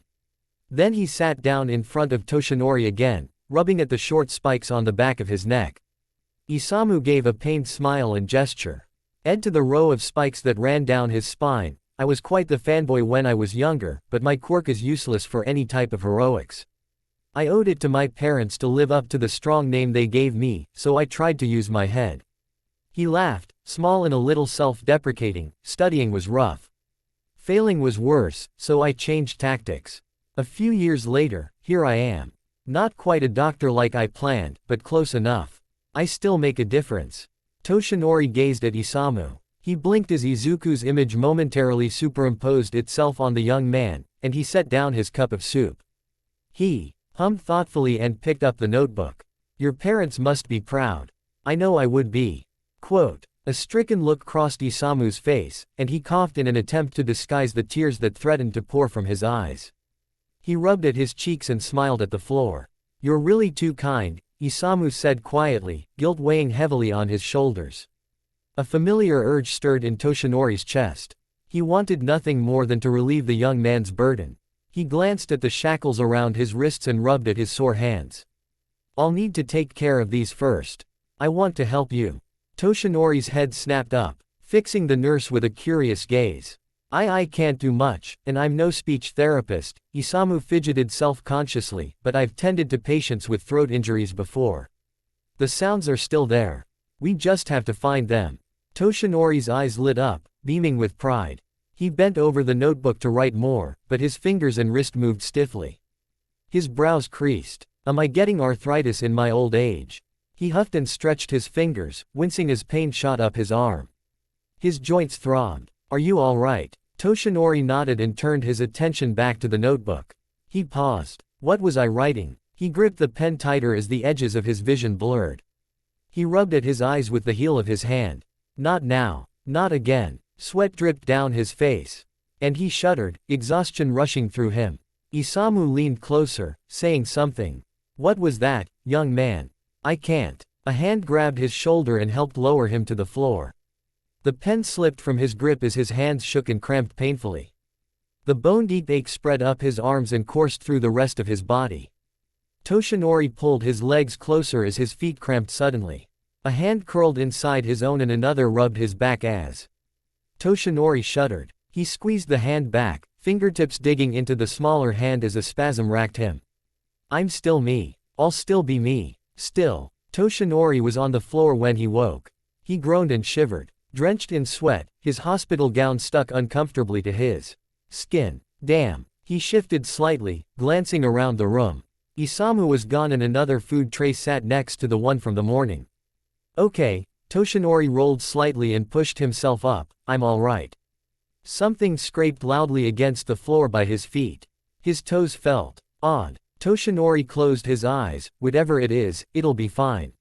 He leaned against the wall as he caught his breath, exhaustion weighing heavily on his limbs. With a steadying nod, he looked down at his feet. Oh. His brows rose slightly and he wiggled his toes, or rather, claws. They curved sharply from his feet, and the tips tapped against the tile floor loudly. Okay. Toshinori reached down to feel the claws and froze. He swallowed roughly, curling his hand into a half-formed fist, wincing at the sharp pricks in his palm. Shit. Toshinori laid his hands in his lap, palms up, and slowly flexed his fingers, his claws. They moved stiffly. The skin of his fingers looked hardened, his fingertips stretched and curved to wicked points. He rubbed his fingertips together. Frowning at the lack of sensation, Toshinori shuddered and closed his eyes as he let his hands fall limply in his lap. Fine. Claws. Okay. Acid curled in Toshinori's gut, a reminder that he hadn't finished eating. He groaned, glancing at the food just out of reach. He nodded with a soft grunt and pushed himself from the wall, reaching out and pulling the tray from the morn. However long ago that was, closer. The soup was covered again by its lid, while the salad remained untouched. Toshinori fumbled with the lid, his claws piercing through the soft styrofoam bowl, but managed to open it. With a swift motion, he downed the cooled soup, pointedly ignoring the way his jaw felt as it automatically unhinged. Don't think about it, he thought as his hackles raised. Oshinori put the styrofoam bowl down with a little more force than necessary. He reached for the chopsticks, breaking the cheap wood apart and lifted the salad. He tried to hold the utensils correctly. But his claws moved stiffly and he struggled to keep his grip. His hold tightened, and the chopsticks snapped. He tossed them on the tray. Don't think about it. Toshinori picked at the salad, carefully eating with his claws. They bumped his teeth and clicked against them. His chest burned. Don't think about it. Toshinori abandoned the half-eaten salad in favor of the tea. He easily popped the top open and drank, relishing in the clean taste. Something normal. Something familiar. He bit down. His heartburn eased. Toshinori stared numbly at his empty, clawed hand. Something snapped. The room felt far too small, the air too thick. Fuck. Toshinori kicked the tray away and curled into himself, clawed fingers carding through his hair and covering his ears. He tucked his head between his knees and took a shaky breath. Stop. Stop it. Just stop. His breathing slowed. He vaguely realized his ears felt different, longer and pointed. Don't think about it. He was tired. Don't think about it. Exhausted. Don't think about it. Don't think. NOMU. Quote. All Might, are you there? Toshinori's head shot up, and clawed hands clutched the hospital gown at his chest. He panted as he looked around the bright room. He was sure he heard a memory. Izuku on the phone. Toshinori grit his teeth. Izuku needed him. He was still the boy's teacher. He had to live for his sake. He promised. He promised. His own words echoed back at him. Wanna give up. Wanna take it easy and rest today. You won't make it. Quote. Toshinori's hands stilled and his breathing grew steady. I still have a job to do. There was a knock at the door. Toshinori glanced behind him, pulling his claw away from the scratched line in the grout by the chains, base. Isamu opened the door, dressed not in scrubs but casual clothes. An umbrella stuck out from his jacket pocket and he held a clear IV bag. When he met Toshinori's eye, the young man perked up. Oh, thank goodness you're awake, he exclaimed, placing his hand over his heart in relief. Toshinori eyed the IV bag and tensed when he saw bandages wrapped around Isamu's hand. An uneasy feeling coiled in his gut. Isamu closed the door behind him then paused. You're really not a fan of hospital food, huh? Isamu said, but his voice fell flat. The tray Toshinori kicked had collided with the other, littering the floor with the remains of the salad and hospital sandwich. He stooped and quickly swept the food onto a tray and nudged it out of the way. Good as new. Toshinori furrowed his brows when Isamu stuffed his bandaged hand into his pocket. I brought another IV bag, Isamu said, filling the silence with his chatter. He gestured to the back of Toshinori's left hand where the IV tube had been reattached. You were asleep for a while and I didn't want you to get dehydrated. How are you feeling? Toshinori lifted his hands, claws pointed up. Oh, yeah, those are new. Isamu looked away, busying himself with replacing the IV bag on the pole. He pointedly avoided using his bandaged hand. Arranged by, Toshinori coughed and rubbed his throat. Are you okay? Isamu asked. Are you? Toshinori quirked an eyebrow and pointed at Isamu's bandaged hand. Isamu tensed ever so slightly and forced a smile. This. He raised his hand, I just cut it on something. It isn't a big deal. Toshinori huffed, pushed himself up, and towered over the young man. He placed his hands on his hips. You're a bad liar. Isamu paled and backed away a step. You're a lot taller in person, Isamu said, his voice trembling slightly. Toshinori snorted, pressed the heel of his hand to his forehead, and laughed. With a shake of his head, he took 2 steps backwards and sat back down. He pat the floor beside him. Take a seat, young man. Isamu hesitated then sat beside him with his back not quite against the wall. Here, he said, digging into his jacket pocket and pulling out the small notebook. I couldn't leave it in here. Toshinori flipped open the notebook and saw the old scribbled messages. He huffed and promptly bopped the top of Isamu's head with it. Isamu leaned away and spluttered, what was that for? Toshinori tapped the previous notes with a claw and shook his head. He tore the page out and crumpled it. Carefully, he pulled the cap off of the pen, fumbling for a moment for a decent grip, and wrote. You put yourself at too much risk already. Don't carry around evidence. Don't get hurt for my sake, young man. Quote. Isamu nodded then jolted when Toshinori pat his back. Toshinori's eyes lit up as he was struck with a thought.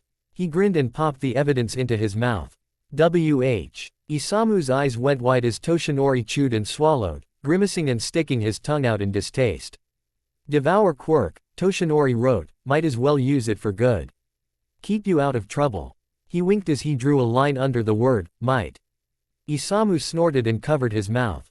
That's really lame, he said with a laugh. Toshinori pretended to pee out but a smile pulled at the side of his mouth. He gently elbowed Isamu before tapping the umbrella. Raining, he wrote. Isamu nodded, it's been raining for a while. There was a pretty bad storm but it's supposed to lighten up. Still, he patted the handle of the small umbrella, can't be too careful. Toshinori nodded and jotted down a note, then pulled Isamu's bandaged hand from his pocket. He turned the notebook toward Isamu as he raised the bandaged hand higher. Now tell me about your hand. Isamu sighed reluctantly. It was an accident, Isamu said quietly, lowering his hand when Toshinori released it. You really don't have to worry about it. Just really small punctures, that's all. Did I do that? Toshinori wrote, his brows furrowed in earnest. It wasn't your fault, Isamu insisted. He flexed his hand and gently massaged it with his thumb. A part of a nurse's job is to comfort the sick. I was just doing my job when your claws developed. You wouldn't get mad at a kid who can't control their quirk yet. It's not their fault if they accidentally scratch you or something. So, it's not your fault. You didn't ask for claws. You didn't ask for any of this. Toshinori blinked and he bowed his head a little, examining his hands folded in his lap. He held out his palm and pressed the tips of his claws against the softer skin. They were sharp and nearly bit into his skin with only a little pressure. Toshinori frowned and bent over the notebook again. I'm sorry. You really shouldn't be, Isamu said. He pulled his legs up and hugged his knees. It isn't your fault this is happening to you. Toshinori huffed slightly, seeing the young nurse's face twist with guilt. You shouldn't be either, he wrote, you and I are both in chains. How did you get mixed up with this? Quote. Isamu bit his lip and he looked away from the notebook. He was silent for a long moment, then he let out a shaky breath. Wrong place, wrong time, he muttered. Toshinori waited. This hospital used to have a partnering medical lab in the Kamino ward, Isamu began, mostly research and volunteer human trials. With so many varieties of quirks, medication development has to be widely tested before it can be approved for use. They also had the ward for terminal cancer patients. I worked there before that fight in Kamino. I helped make the patients as comfortable as possible, you know, to help ease their passing. Well, there was a middle-aged lady who didn't have a whole lot of time left and no family to speak of. I figured I'd visit with her for a while after my shift. And he was there. He and my supervisor. Tetsumi called him sensei and said he was there to help. I didn't know, she was helping him take that woman's quirk. Isamu hugged his knees tighter. It was a few months before the incident at the Kamino ward, he continued, Sensei, that villain showed me things. Those NOMU. There were so many and they had been people. I couldn't tell anyone and I had to keep working there. Tetsumi had me moved to her shift. I'm pretty sure they had me followed when I went home. I don't know how many doctors and nurses worked under him, but I recognized some of the people who worked on the NOMU. I didn't want to help them, but I didn't want him to take my quirk or make me one of those things. Isamu suddenly tensed and looked at Toshinori in horror. I'm sorry. I didn't mean, you aren't. He bowed his head in shame, you're still All Might. You aren't like the others. Toshinori frowned sadly and let out a long sigh. He wrote for a moment and placed the notebook on Isamu's head. Isamu flinched at the soft touch before pulling the notebook in front of him. I am sorry you had to go through that. I am sorry I wasn't there to help you. Quote. Toshinori squeezed the young nurse's shoulder, careful with his claws. His grip tightened when Isamu sniffled. Isamu sat a little straighter and forced a laugh. You have hero friends, don't you? They've got to be looking for you. Isamu looked at the locked door. I hope they find you. He passed the notebook back to Toshinori and turned fully toward him. Okay. Let's work on getting your voice back. Tetsumi doesn't work this part of the shift, so we have all the time in the world. Detective Naomasa Tsukauchi sat at his office desk and rummaged through the files piled haphazardly over its surface, attempting to make some sense of the disorder. Since when had he become so disorganized? Naomasa pinched the bridge of his nose. His gaze strayed to the small file on the right corner of his desk where the mess of papers did not touch. It was too important to be lost. The phone rang. Naomasa sighed and forced his thoughts away from the missing person report. He brushed aside the paper on the phone and answered. Detective Tsukauchi speaking. It's Yori from Evidence. You need to see what we found. They paused. You said to call you first if it's about the Yagi case. Naomasa was out. The door before the receiver clicked back into place. Toshinori. A quick trip in the elevator and Naomasa burst into Evidence. Ryuko Yori quickly stood and adjusted their glasses as Naomasa entered the room. That was fast, they remarked, turning and motioning for Naomasa to follow. We found the car. Naomasa's eyes widened. Wah. No, where was it? Yori looked back, a scowl on their reptilian face. Their eyes narrowed. Oh. You'll love this. The perpetrator has quite the sense of humor. It's a complete mockery of everyone's hard work. Oh no. Naomasa unconsciously picked up his pace as they neared the evidence garage. The car was parked in the center of the garage, fully intact, not a scratch on it. Floodlights pointed down, lighting up its interior. Lab technicians milled around it, taking pictures and making notes on their observations. You want to know where we found it? Yori spat out with distaste, gesturing to the vehicle as if it wronged them. It was parked right outside the PD. We pulled security tapes, but they aren't much help. We're still processing the outside. The driver? Naomasa asked, circling around the car, careful to stay out of the photographer's way. Unknown. The street light went out when the car approached last night. Possibly due to a quirk. The cameras only caught the driver's silhouette, which didn't match the description of the escapee. Unless he has some shape-shifting quirk. It wasn't him. Naomasa nodded grimly. So, he got someone else to drive it here. What about other evidence? You wouldn't call me down for just this. Correct. Yori swiftly put on gloves and opened the back, passenger side door. We found clothes, presumably belonging to Toshinori Yagi, in the back here. A coat folded neatly on the seat, and a pair of shoes and socks. There was a small blood stain on the coat's lapel. It's being checked for DNA now. They shut the car door firmly and led Naomasa back into the lab. Yori pulled out an evidence bag and placed it on the light table. We found a note in these clippings in the coat pocket. Naomasa remained silent, paling as he looked over the clippings, each one a news article describing the capture of NOMU. USJ. Hosu. Kamino. Dread coiled in his gut. There was no question now. All for one took Toshinori. He shoved the train of thought aside and swallowed the lump in his throat. You said you found a note. Yori looked him over, and Naomasa saw their tongue test the air nervously. They placed the bagged slip of paper in front of him. Neatly curved lettering took up the center of the small card. Keep them. I'm making another. Quote. Naomasa clenched his fists, and his expression darkened. Anything else? Yori flinched at Naomasa's clipped question. No sir, they said, scaly green brows furrowed in concern. You'll be the first I call if, when we find anything else. Naomasa nodded once. I'll see myself out. Yori's voice trailed off as Naomasa neared the exit. We'll find your friend, sir. Naomasa stopped at the door.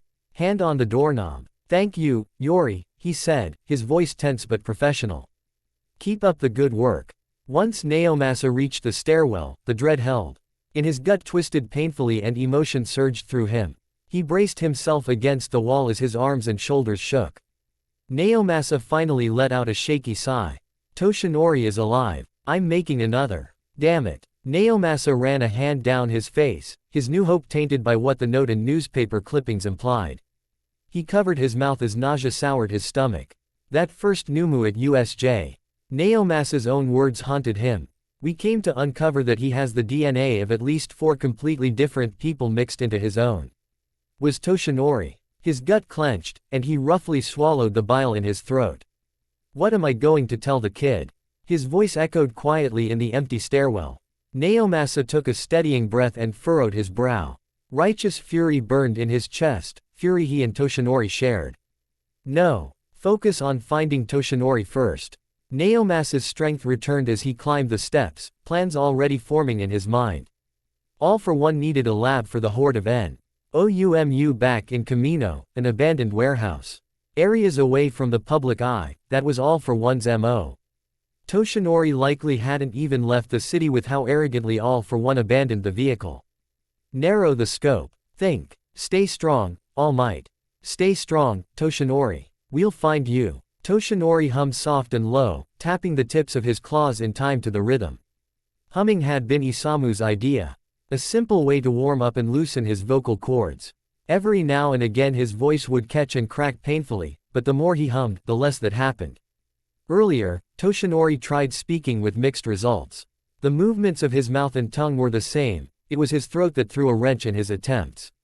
At best, he ended up croaking syllables and letting out broken groans before his voice snagged painfully. It was a frustrating process, but all things worth doing were.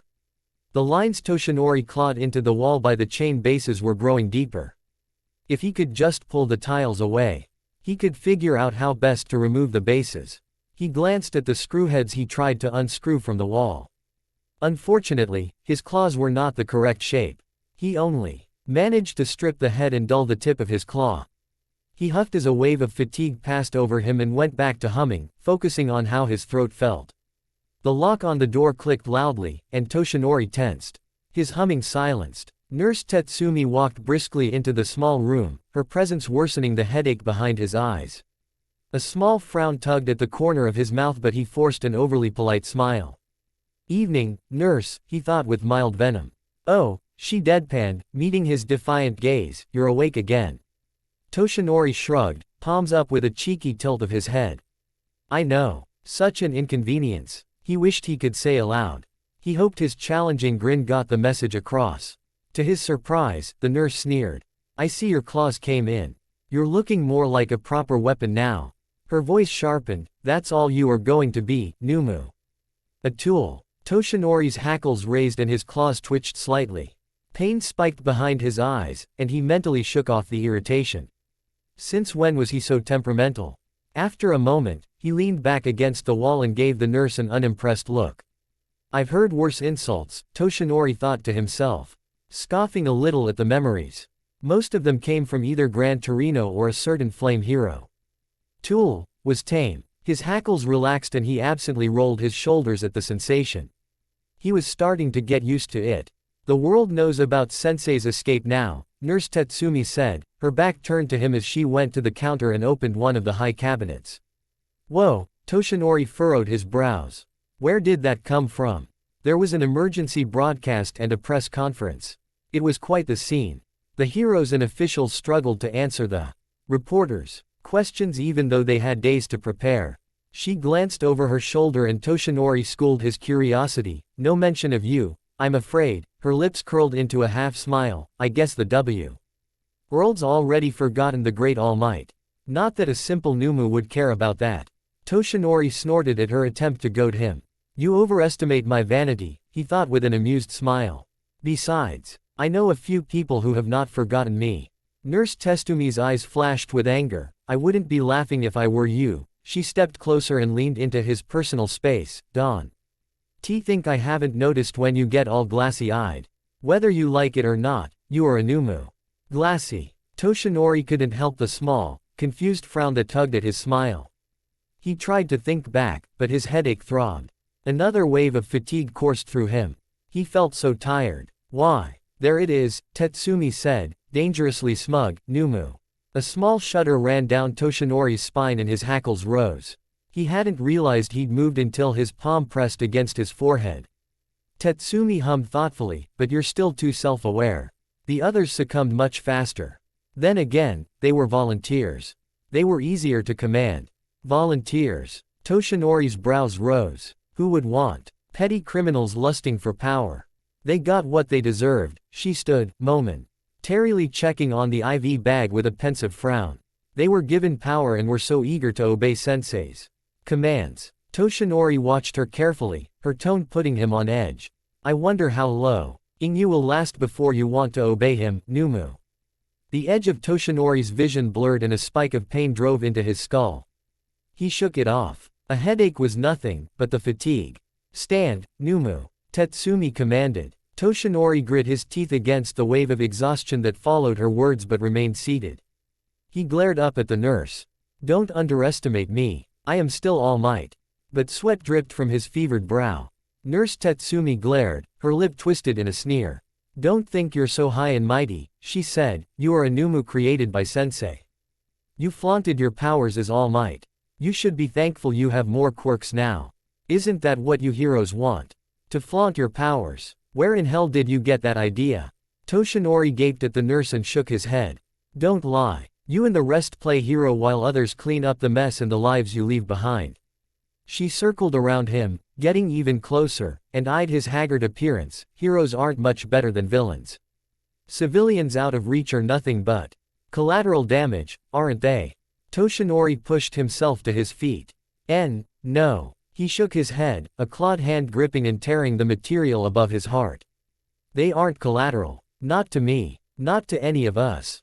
We feel every loss. Toshinori stared down at the nurse, willing her to understand. Whatever her circumstances, she was hurting and embittered. All for One must have seen that in her and used it to his advantage.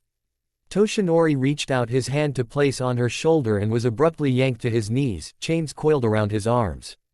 He winced slightly, but looked up at Tetsumi with pity. Don't look at me like that. Tetsumi shouted, voice cracking. A shudder rushed down Toshinori's spine and his vision blurred. What?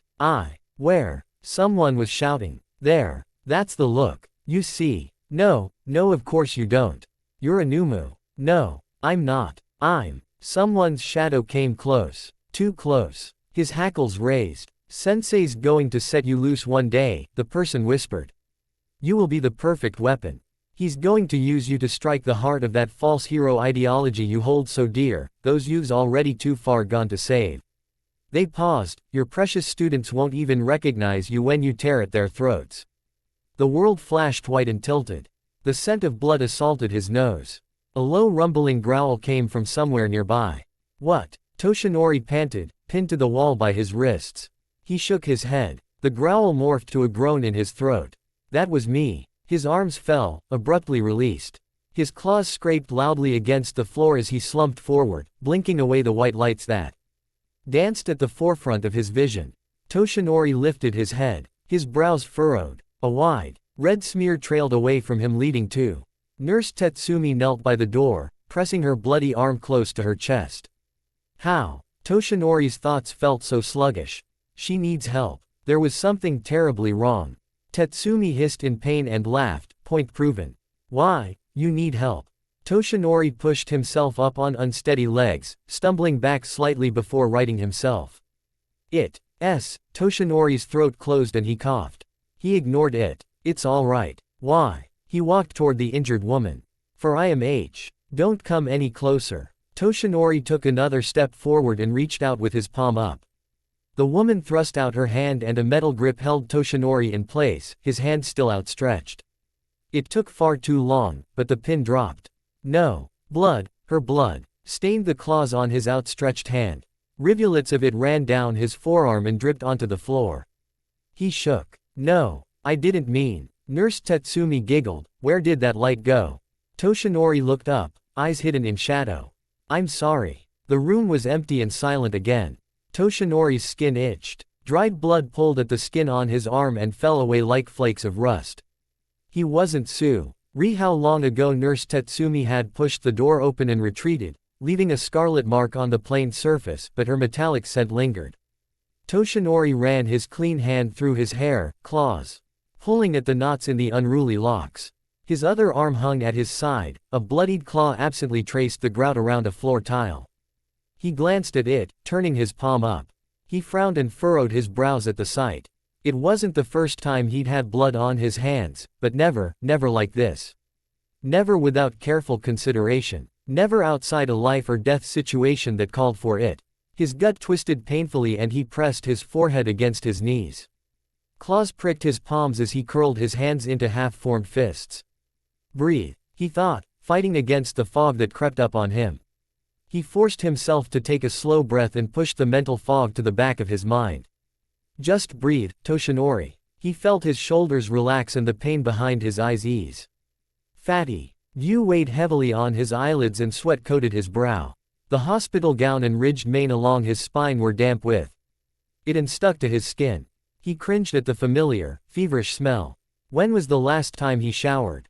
He shivered against the room's chill and rubbed at his eyes, letting his hand run down his face. His palm brushed over straggly, blonde stubble and his head fell back against the wall with a grunt. He carefully scratched at the side of his jaw. Wish I could shave. Interesting. Toshinori snapped to attention, hackles raised and teeth bared in a snarl. Blood rush. Loud in his ears as his heart hammered and the edge of his vision blurred. All for One leaned slightly back against the counter, contemplative and silent. Toshinori's breath rattled and he suppressed a wet cough, gritting his teeth as the throbbing behind his eyes returned with a vengeance. His body ached. Toshinori wiped blood from his lips and remained seated and bent, his stamina at its limit. All for One hummed thoughtfully, canting his head to the side. Are you still fighting against your body's nature, NOMU? Such a waste of energy. Although, it appears you are making good progress. He turned and ran his fingertips over the dried blood smeared across the door. This is promising. Shut up. A low rumbling came from Toshinori's throat and he swallowed it down. He glared despite his exhaustion. I'm not a NOMU. Of course, you have always been violent, All for One continued, but who knew a simple lapse in control was all you needed to lash out. You're one to talk, Toshinori grimaced, but held his head high in defiance. All for One strolled forward, pausing when Toshinori's shoulders tensed and claws twitched, so hostile. There was a light tapping at the door. Toshinori tensed, glancing between it and All for One. Dread knotted his insides. The villain turned slightly and placed his hands behind his back. Oh. A visitor. The lock clicked softly and the door swung partly open. Isamu pushed at the door with his foot as he struggled to balance cleaning supplies under one arm and a tray of food in his hands. He gave Toshinori a small smile. I brought some more food. He let his gaze drop to the floor, to the trail of dried blood, and he bit his lip. I saw what happened too, Tetsumi, and thought you might need something. Toshinori gaped at him and shook his head in warning. Isamu pushed through the door and stepped inside. It's not your foul. He froze and blanched. Nurse. All for one greeted neutrally. Sensei, Isamu swallowed roughly and shook. By all means, all for one waved him in. Don't let me interrupt. Isamu nodded stiffly, carefully dropping his cleaning supplies on the counter, and hastily crossed the room. He placed the tray of food on the ground in front of Toshinori. Isamu stared at Toshinori's bloodied arm. I'll clean that off. He retreated to the counter, giving all for one a wide berth, and grabbed a washcloth. He wet it in the counter's small sink and poured something from a brown bottle onto it. Toshinori nudged the food tray aside as Isamu returned and knelt. Isamu's hands shook as he lifted Toshinori's arm. They steadied marginally when Toshinori gave his wrist a discreet, reassuring squeeze. Isamu bit his lower lip and began to gently scrub off the dried blood. The smell of hydrogen peroxide cut through the lingering scent of rust. All for one canted his head, observing for a moment. Strange. This NOMU attacked your senior but seems to have taken a liking to you, all for one said with mock curiosity. Perhaps it is the food. Isamu tensed and nodded stiffly. The food, I thought he may need something more calorie-dense with more protein considering. Isamu trailed off, sweat beading at his brow as he brushed the blood away. It's convenient really. I just pick it up on my way to work. It's no trouble and no one questions it. All for one hummed and stepped closer. His polished shoes tapping against the tiles with each step. Toshinori felt his hackles raise and the low rumble in his throat. The fog at the back of his mind suddenly roiled, and he grit his teeth. Threat. The fog overwhelmed him as his pulse spiked. There was a surprised yelp. All might. Toshinori blinked, panting. When did I? He had moved. Isamu gripped Toshinori's forearm as it pressed him against the wall. Shielded behind his crouched, emaciated form. A wave of fatigue crashed against Toshinori. The room tilted and his knees hit the ground. His whole body shuddered. A gentle grip pulled him back to lean against the wall. Easy, Isamu muttered, feeling Toshinori's forehead and frowning at the heat. Shit, Toshinori suppressed a shiver, glaring daggers at all for one as the villain loomed behind Isamu. It's awfully protective. There was a smile in all for one's voice. Perhaps you can be of some assistance. Isamu paled, his grip on the damp washcloth visibly tightening. Tell me, nurse. You've worked with children developing quirks. All for one leaned over Isamu as he resumed scrubbing the dried blood from Toshinori's arm. What happens when the child comes from parents with multilyme or additional limb mutation quirks? Isamu tensed, shaking a little under all for one's shadow. Toshinori managed to look at Isamu and frowned. Suspicion dropped into his gut like a stone. Generally, Isamu turned Toshinori's hand, working the cloth between his clawed fingers. He swallowed roughly. Generally, when they begin to show signs of their quirk, their parents ring them to a clinic or hospital for monitoring. Why is that? All for one asked, his mock innocent tone failed to disguise his morbid curiosity. You know why, Toshinori thought with a tired glare. Various risks involved in growing mutation quirks, Isamu stated nervously, not daring to glance behind him. It's just a precaution and most of the time kids' quirks come in fine under a watchful eye, but there are some cases in which a special diet is needed or fluids given intravenously to keep them hydrated. In extreme cases, usually small children whose quirks that add significant body mass develop quickly. Blood transfusions are necessary. Hospitals generally have those kinds of supplies on hand for those cases. And how many of those supplies would you need for an adult? There it is, Toshinori bowed his head. His frown deepening. Isamu turned and looked up at all for one. What? Allow me to clarify. All for one gestured to Toshinori. For this NOMU, how many supplies would be needed to ensure proper limb development? I don't understand. Isamu's voice shook. He doesn't answer the question. Toshinori gripped Isamu's arm in warning. It wasn't needed. Isamu quickly nodded and cleared his throat. Based on his body mass and health, I believe he would need multiple supplements given intravenously, probably blood transfusions. No, definitely blood transfusions. A pleading look entered Isamu's downcast eyes. Adults' bodies aren't as resilient as children's. An added limb might. I am aware, all for one stated, his voice unhurried. You will ensure it doesn't die. All right. Isamu's voice was quiet and trembled. He sought out Toshinori's gaze, eyes wide and fearful. Toshinori gave him a brave smile. I had planned on Nurse Tetsumi applying this quirk.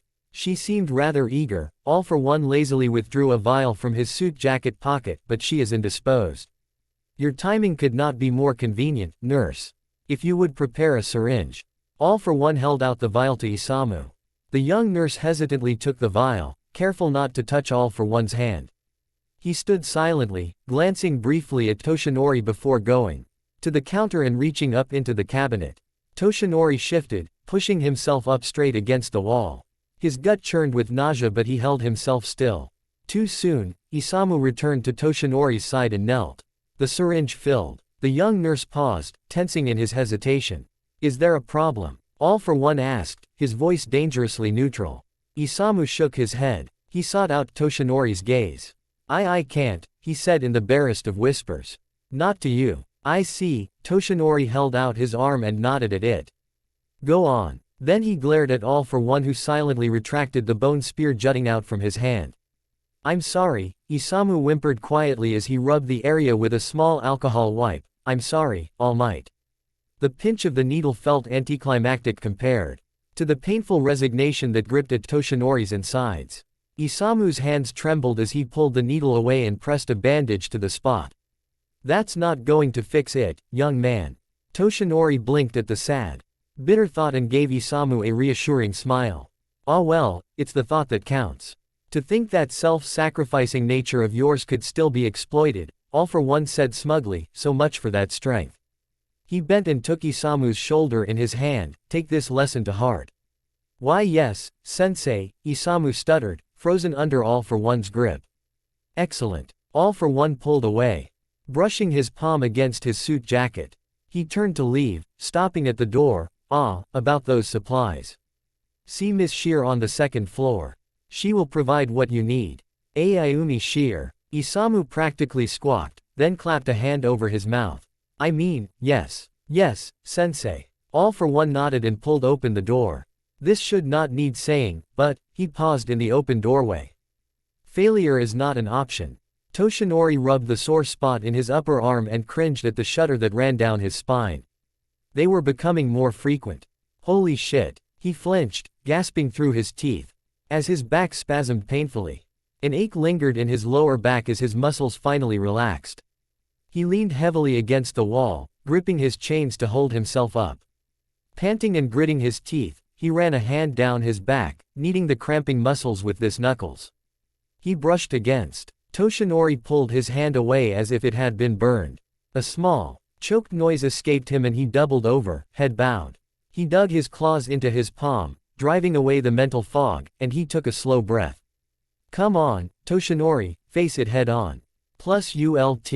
Another spasm racked him, pulling viciously at his scarred side, and he suppressed a pained shout. Blood bubbled up his throat and sprayed out from between his teeth as he coughed. Toshinori bent further, pressing his forehead against the cool tile floor and let in a ragged breath. His heart labored in his chest, beating against his ribs like a bass drum. The chains slipped from his loose grip and he lowered himself to the floor, groaning as it cooled his fevered skin. Hesitantly, careful not to strain his throbbing side, he reached around to his back. He ran his hand lower, following the soft line of hair. At the base of his spine, his skin rose in an unfamiliar mound in the center of his back. He pressed and hissed, it felt like a bruise and itched. Toshinori's spine popped as it shifted under his palm and he shivered weakly. The bone-deep ache spread across his pelvis. He pulled his hand away and pressed his palm against his forehead. Think. Keep thinking. Toshinori swallowed roughly. Based on the location, it's safe to assume it's a tail quirk of some kind. A tail, not too complicated. Just an extension of the spine. Just take it in stride. There are worse things. A odd stretching sensation pulled at the base of his back and Toshinori grimaced, pressing the heel of his hand against his eyes. Shish KT, shit, his claws dug into his scalp. The door opened suddenly. Toshinori jerked upward, flinching and faltering when his back spasmed. All Might. Nurse Isamu abandoned a medical cart in the hall and rushed in. He knelt and laid a hand on his back. Easy, can you show me where you're hurt? Toshinori nodded, grimacing as the spasm gripped at the edge of his scars. He gestured briskly to his back before letting his hand return to the floor. He felt Isamu's hands brush aside the back of the hospital gown. Oh, okay, yeah. Isamu nodded, nervousness shifting to focus, early stage tail development. We actually had twins come in last week with developing tails. I'm going to do a quick examination. Tell me if anything hurts. Isamu's hands pressed on both sides of Toshinori's spine, carefully feeling around the edge of the mound, over the top, then the sides of his hip bones. He frowned. You've got some bone shifting here, Isamu said. Whether or not he was talking to himself, Toshinori wasn't sure. Where do you feel you're at on the pain scale? Toshinori flashed 5 then 2 claws. 7. Isamu nodded, his lips pressing into a thin line. He yelped in alarm when Toshinori's back spasmed again. Hold on a moment, I've got something for this. Isamu rushed back to the hall, pulling the medical cart inside. After only a moment of searching, he grabbed 2 long strips of thick cloth.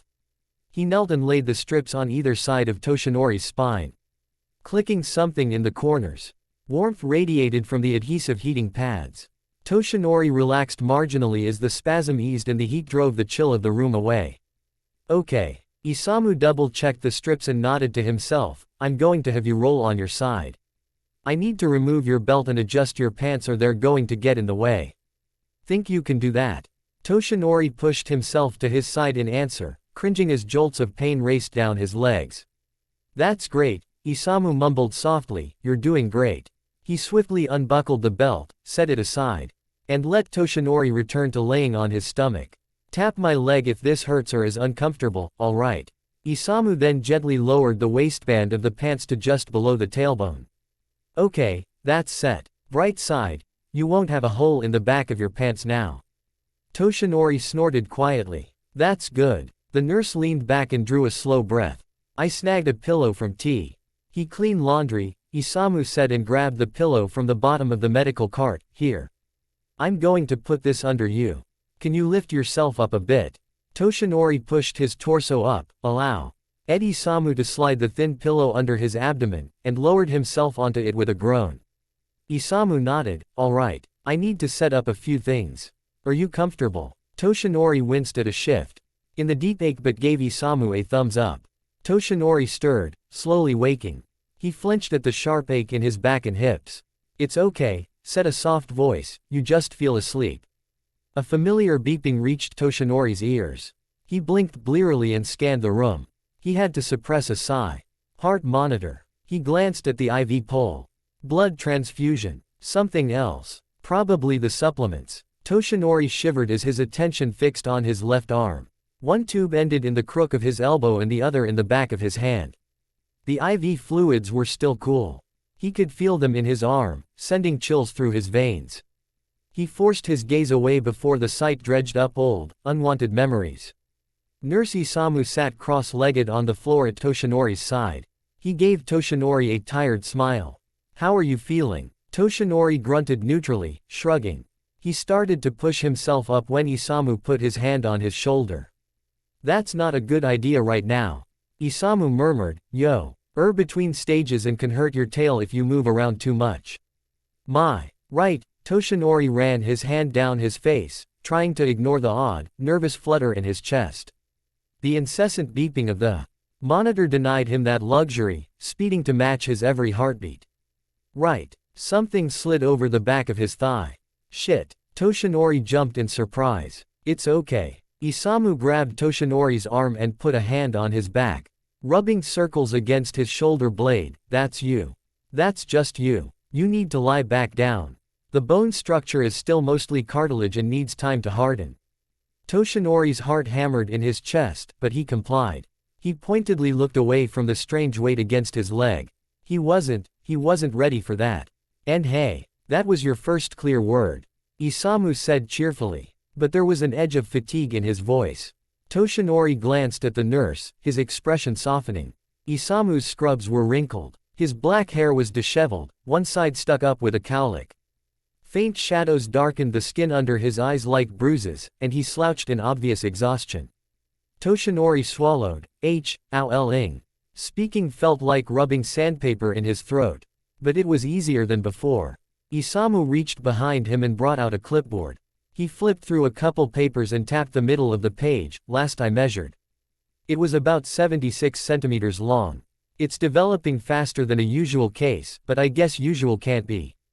Toshinori patted Isamu's leg and shook his head. How long did ISL, eep. How long have you been sitting there? Oh. Isamu quieted, you were asleep for about 9 hours. At Toshinori's wide-eyed look, he smiled, you really needed it.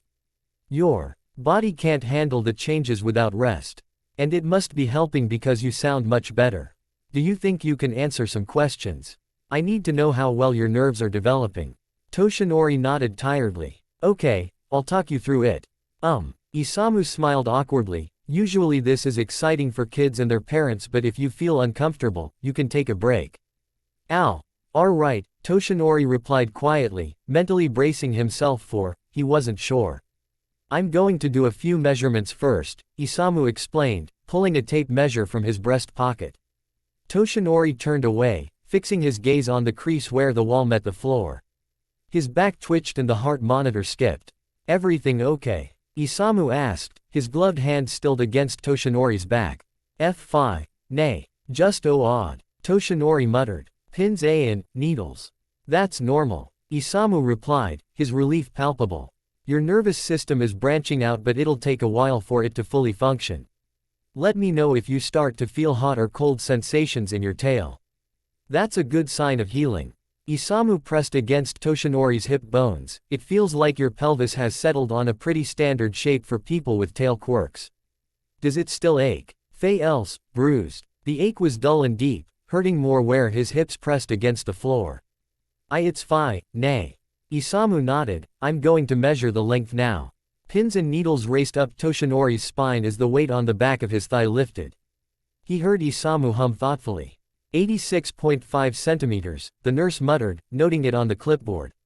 It's making good progress. Given that you are an adult, Isamu furrowed his brow and tapped the page with his pen, and as tall as you are, it may be safe to assume your tail would be about the same length as your height.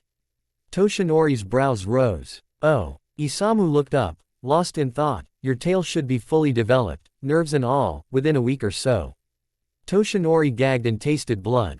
A week? Isamu started. Are you? Oh, no. I shouldn't have said that. I really shouldn't, huh? Toshinori thumped Isamu's knee with the back of his hand, stopping his frightened rambling, and wiped the blood from his chin. What's done is done, young man. He huffed and glanced at the nurse's disheveled appearance again. Toshinori sighed, rest. I'm sorry. Isamu blinked in surprise, still trembling at his mistake.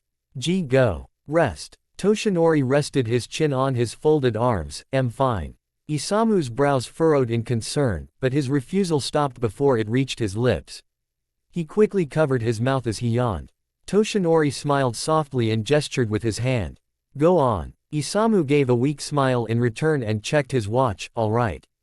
You've been stable for a while now. Just don't move around too much, all right. I'll be back soon. He stood up and stretched, rubbing at his lower back and groaning as it popped. I'll bring some food for the both of us when I get back. 2. Shinori nodded and watched Isamu leave the room. His smile crumbled. The beeping heart monitor filled the silence Isamu left behind.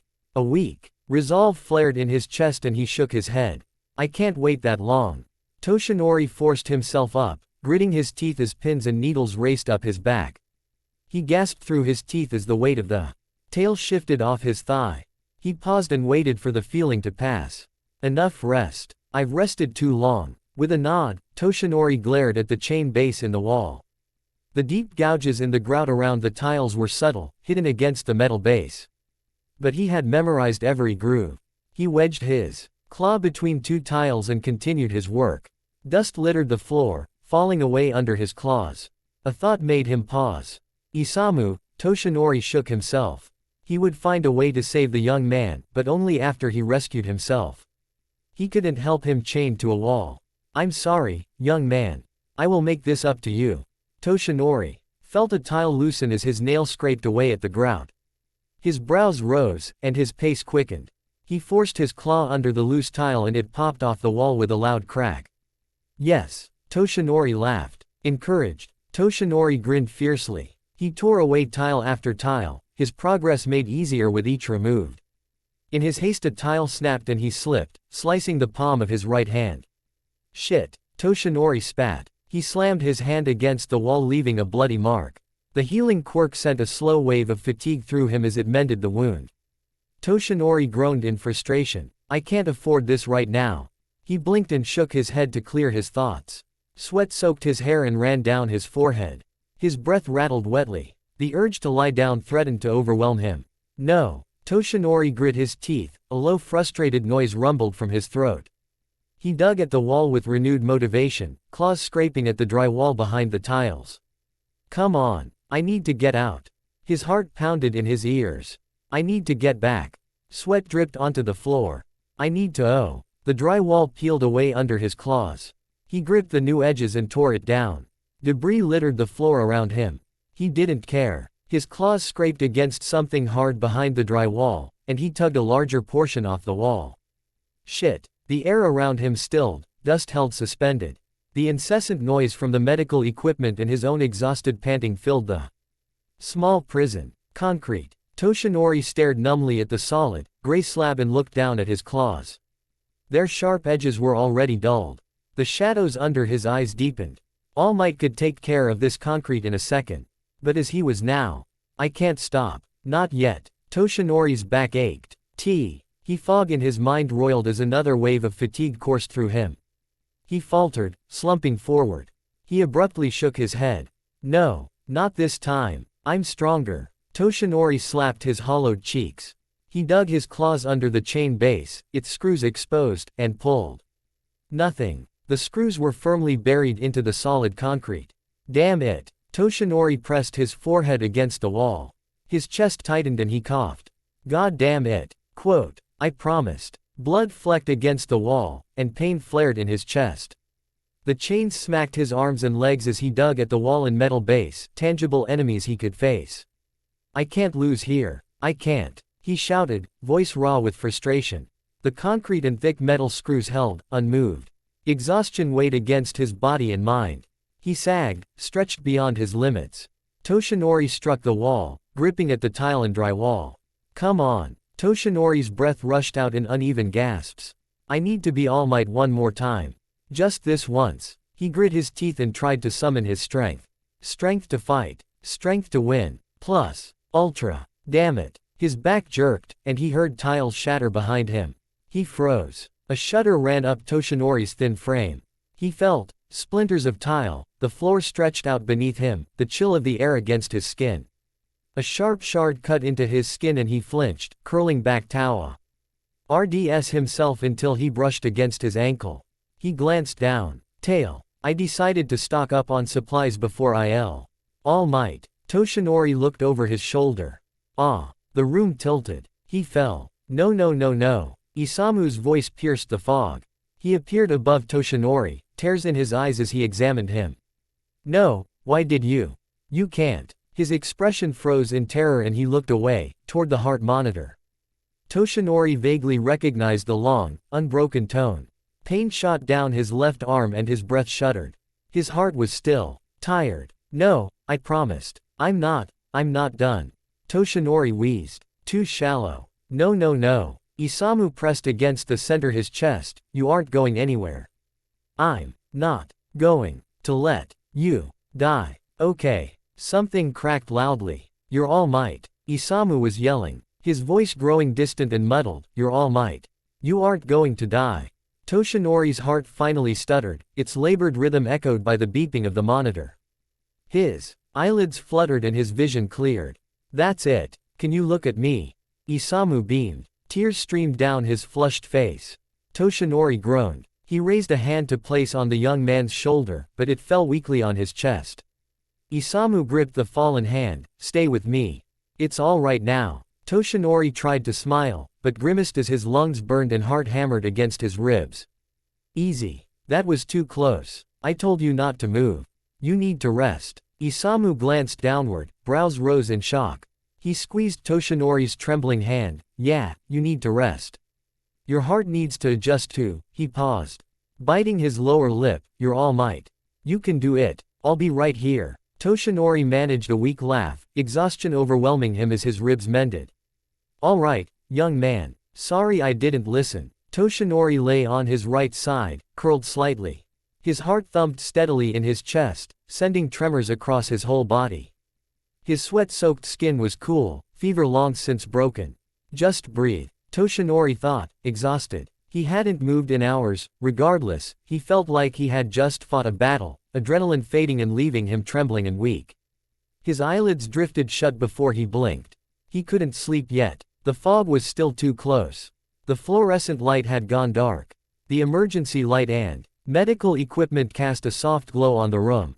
Isamu slouched in the nearby corner, head bowed in sleep, and clipboard still in hand.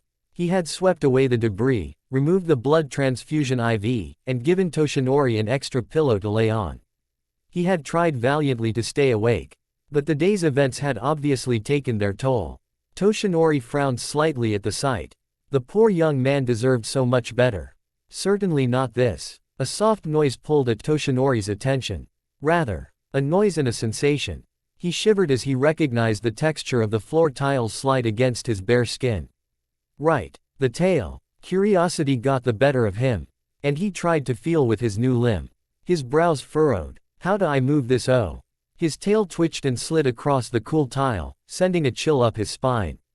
That is not 86 centimeters. Toshinori closed his eyes tightly and sighed as another wave of fatigue crashed against him. His tail thumped loudly against the floor at his agitation. He jumped and cracked one eye open as Isamu shifted in his sleep. The nurse's expression darkened and he shuddered but did not wake. Toshinori huffed, a nightmare. Isamu's arm jerked, knocking the clipboard from his lap. He curled in on himself, gripping the hem of his scrubs. Toshinori longed to reach out toward him, to tell him it's all right. His tail suddenly shifted toward the young nurse. Hey, hey, hey. No, not you. Toshinori froze as his tail reached a dip in the floor. What's? He concentrated and pressed down, exploring the space further. His tail fit almost, neatly into the dent. Oh, he blinked, brows raising. I did this. He pulled the tail away, paying special attention to the way the muscles in the limb moved. He recognized that feeling. It's strong. Toshinori stilled, and his eyelids fluttered. He dozed briefly and irked when his tail touched Isamu's foot. Isamu quieted at his touch. Toshinori sighed and tried to get more comfortable. It has a mind of its own, I swear. His breathing slowly settled, and his eyes closed. Exhaustion pressing down on his body. Maybe I'll just rest. Something buzzed at the back of Toshinori's mind. He shifted in irritation, too tired to think. Go away. The lock clicked. Toshinori mentally groaned as the fog rolled in. All for One's familiar footsteps entered the room, halting at the room's center. Not now. Not like this. Toshinori couldn't move. Quite the progress, NOMU. All for One's voice rolled like molasses, thick and suffocating. Shut up. Sweat beaded on Toshinori's forehead as the fog pushed against the back of his eyes, threatening to engulf him. He vaguely registered his tail twitching with agitation. All for One stepped closer. Ah, you're awake. No shit. Toshinori longed to press the heel of his hand to his forehead as he fought for control. He beat the fog before, and he could do it again. NOMU. Look at me. A spike of pain lanced through Toshinori's mind, and his hackles rose. He had just enough strength to resist. He glared at his weakly shaking fists. Dulled claws pressing into his palms. All for One hummed and tapped his foot. Your body is warped, strength lost, yet your mind still resists. Surely you've noticed your control slipping. You don't have much time left. You've lost. Accept it. Quote. Toshinori suppressed a groan. The monitor echoed his pounding heart, and his vision clouded. No. Something brushed against the middle of his tail. All for One chuckled, so close. What would Nana Shimura think if she saw you now? Or your successor? Powerless, the heel of All for One's shoe dug into Toshinori's tail, broken. Toshinori couldn't, respond. He could only grimace at the pain in his new limb. When All for One lifted his heel, Toshinori's tail slowly scraped across the floor and curled around his body. He saw the blonde tufted end of it through half-lidded eyes. A smug aura oozed from his sworn enemy, almost there. Then All for One was gone. Toshinori released a shuddering sigh. He looked toward Isamu, still sleeping in the corner. Thankful the young nurse was beneath All for One's notice. If anything had happened, he shook this head. The fog in his mind settled, losing traction without all for one's presence. The void of sleep crept up on him instead. Toshinori shivered, cold settling into his bones. He felt small. Master, lend me your strength. Toshinori dreamt. Early morning fog suspended low and still in the dips of a wide, rolling field. The violet glow of pre-dawn illuminated a sea of yellow flowers. He felt a strong hand on his shoulder, and a warm spring wind drove the fog away. All Might. Toshinori stirred. He wasn't ready to leave yet. Are you awake? I can't move. Toshinori groaned and blearily opened his eyes. The room was still dark, dimly lit by the medical equipment and emergency lights. He furrowed his brow. He was already sitting up. All Might. Toshinori turned. Isamu was huddled in the corner. He smiled awkwardly and gestured downward. Toshinori's tail was wrapped around the nurse's legs, trapping him in place. Toshinori's brows rose, his gaze following the long limb. Isamu had been right, it must be as long as he was tall and at least as wide as his thigh. The ridged mane extended halfway down its length and curled back around toward Toshinori, twisted, careful of his scars, and glanced downward. The tail extended seamlessly from the base of his back. I'm not sure what else I expected, Toshinori thought, running the back of a claw from his back to his tail. Toshinori jumped when Isamu patted his tail. The nurse smiled apologetically. I can't feel my toes. Toshinori's throat hitched and he coughed. A dizzy spell rolled through him and he pressed his palm to his forehead. Sorry. It's all right, Isamu said as he pulled his legs from Toshinori's loosened grip. It gave me a chance to do a quick examination. It's, fully grown and healthy, which considering its accelerated development is pretty fantastic. It has some impressive muscle mass too. All Might. Toshinori shuddered and blinked, refocusing on Isamu. I'm sorry, he forced a breathy laugh, guess I'm ill-tired. Isamu frowned and nodded, then flashed a smile. How about I go and get us some food? I'm sure you could use something more than IV fluids. Toshinori opened his mouth to respond and realized how parched he felt. At the thought of food, Nori's insides twisted and his throat burned. The tip of his tail twitched as he grimaced, and the involuntary movement grabbed his attention. He frowned. A tuft of long, unruly, blonde hair covered the tip of the tail. The color was familiar, but the placement was wrong.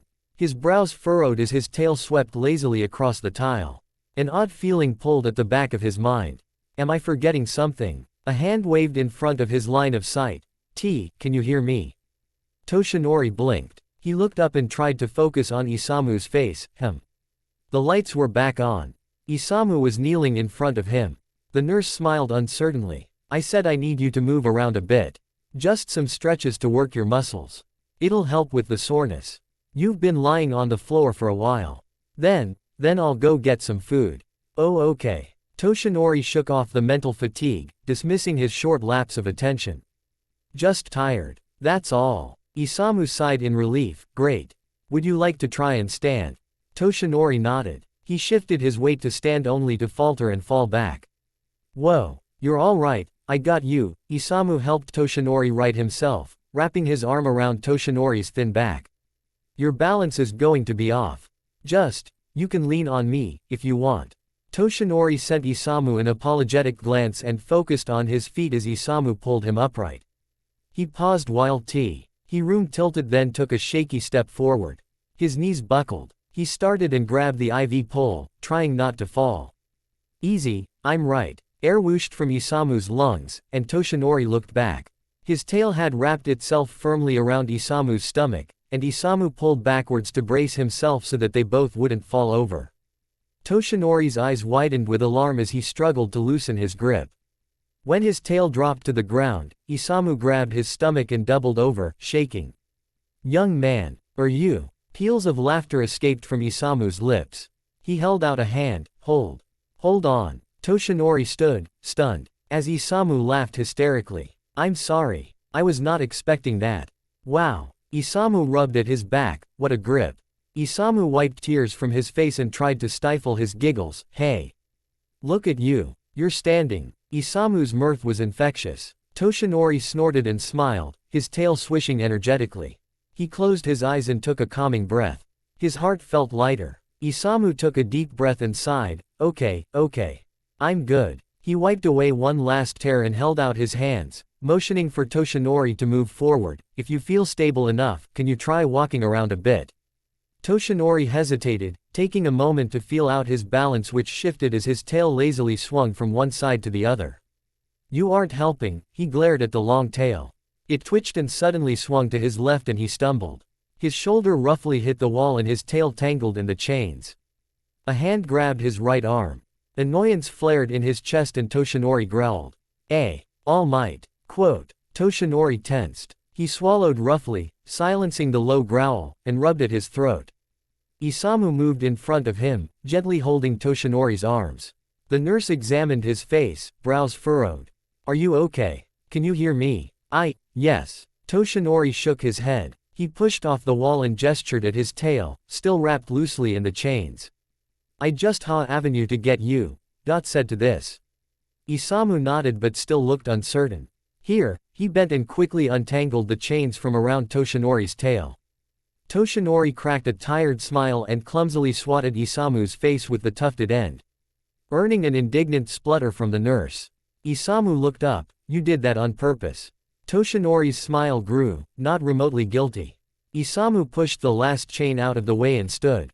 His expression relaxed. How about you stay close to the wall for now, the nurse said with a smile, at least, until you get more control over your balance. There was a low gurgling and both Isamu and Toshinori looked down. Isamu blushed and pressed a hand to his stomach. Toshinori huffed a laugh and gave Isamu a playfully stern look. When did you Saint eat? Isamu's blush deepened and he shrugged. Toshinori shook his head and nudged Isamu toward the door. Go get me fresh air and food. He carefully sat back on the floor, adjusting his chains. I'll be here. Isamu's smile faded. Right, I'll bring some food back. Toshinori flashed him a thumbs up before carefully stretching his sore limbs. Right, Isamu mumbled as he locked the door behind him. Toshinori smiled crookedly at the door then continued to stretch, groaning at the knots he'd neglected. He should have known not to try to move much before stretching. He'd told young Midoriya much the same. His hands dropped back into his lap. Midoriya. Toshinori missed him. The poor boy was probably beside himself with worry. It was in his nature. He sighed, his tail curling around himself and over his crossed legs. Hesitantly, he rested his hands on it, absently running his fingers into the line of unruly hair. What would Nana Shimura think if she saw you now? Or your successor? Toshinori frowned and pushed the thought away. Claws pressing into the flesh of his tail. Your body is warped, strength lost. Stop it, Toshinori scolded himself. Midoriya wouldn't. Something knocked against the door and Toshinori looked up. Isamu pushed the door open, 2 plastic bags in hand.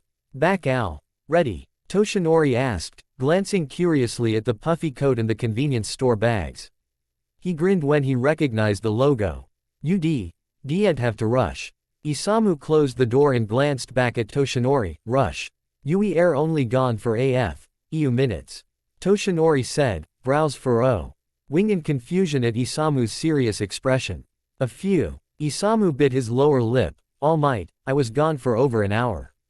They ate in silence, the quiet broken only by the rattling of chains. Toshinori lost time twice. Awareness slipping away and back again without his notice. He only lost minutes, Isamu promised him, but the nurse couldn't hide his haunted expression behind false smiles. Each time Toshinori came back to himself, Isamu was more subdued. The nurse had said to rest, that Toshinori's mind was just under stress. The physical changes were bound to put a great amount of strain on him. He'd done better than others. Isamu stared down at his half-eaten meal, absently poking at it as it grew cold. It'll probably improve with sleep. Toshinori offered him a small smile and nod. You're a bad liar, young man. The fog pressed closer, and Toshinori shuddered under its suffocating weight. When he opened his eyes, he had moved and Isamu was gone. Toshinori jolted, glancing around as he quickly stood. Too quickly. His legs and balance failed him. Shit. He tumbled onto his side, his elbow slamming into the unforgiving tile and his scarred side clenching painfully. He rolled and, groaning, gingerly pressed his hand against his scars. Blood seeped between his teeth and he spat. Frustration flared painfully in his chest and Toshinori ground his teeth, unable to silence the gurgling growl in his throat. Damn it. The hair on the back of his neck suddenly stood on end. Toshinori whipped around and flinched away. All for One stooped over him, too close. Toshinori's tail slammed against the floor and a wordless snarl ripped from his chest as he backed away, heart hammering. All for One straightened, watching as Toshinori's eyes cleared slightly. Holy shit. Toshinori suppressed a shudder, breath rasping. He swallowed at the burning in his chest. He hadn't meant to react like that, he shouldn't have, that was. He returns, All for One paused, thoughtfully canting his head to the side. But for how long this time? I can see you fading already. Toshinori's hair bristled, and his tail swept back and forth angrily. His sworn enemy's voice grated on his nerves. All for One chuckled. Threat displays already. How much of you is left in that husk? Toshinori's brows furrowed, and he glanced back at his tail. Threat, you didn't even realize. All for One brought his hands together with a clap, how delightful. Toshinori bit back an irritated snarl as the fog pressed against his consciousness. His claws scratched at the tile floor as he moved away from the masked villain. No. All for One took a step towards him, not long now. Toshinori's vision clouded. He shook his head roughly, raising a clawed hand and pressing it to his forehead. No. Back off. Think. All for One continued. Ignoring him, you will simply cease to exist, and I will have my NOMU. Quote. A shadow passed over Toshinori. He crouched lower, growling. A hand reached towards him, inching closer and closer. Too close. Crack. All for One stumbled to the side, bent under the forceful impact. Slowly, he brought up his hand and felt along the jagged edge of the hole left in the side of his mask. Ventilation tubes hung loose and hissed. Toshinori's jaw dropped, eyes wide as he watched his sword tail curl back toward himself. Strong. Toshinori smiled wide and laughed. His mind was clear and his eyes bright as he glared triumphantly at All for One. Toshinori distantly felt hands grip his shoulders, lifting him off the floor and gently laying his head on something soft. The back of his head and neck throbbed and sent spikes of nausea into his gut. A noise, high and loud, rang in his ears. All MHT. See you and your eyes for me. Toshinori winced away from the too loud voice. Head pressing back against the soft surface. Another throb pressed like a vice against his skull and forced a groan from his lips. Hurts. Claws gripped at tile and air. Blood surged up his throat, and he choked. The gentle grip pulled Toshinori's shoulder up and rolled him on his side. He coughed, body shaking under the force of his hacking until his lung was clear of the bloody congestion. He gasped miserably. Waves of fatigue crashing through him and leaving him trembling.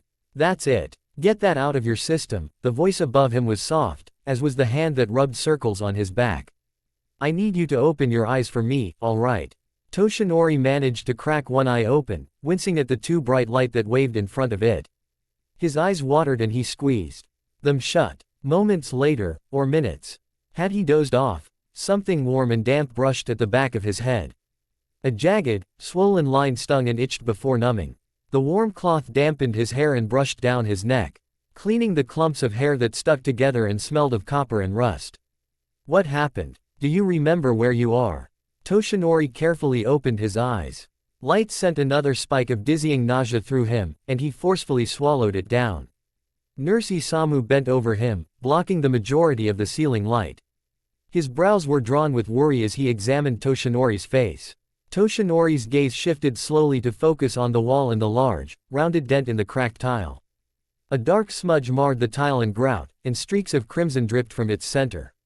A small, pained smile pushed past Toshinori's grimace. I made him mad. His laugh sounded more like a weak cough.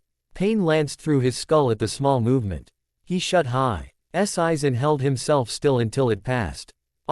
Still worth it. Suddenly, there was a loud click, and Isamu turned toward the door. Nurse Tatsumi. The warm cloth pulled away. What? The sound of chains dragging loudly across the tile crashed against Toshinori's sensitive ears.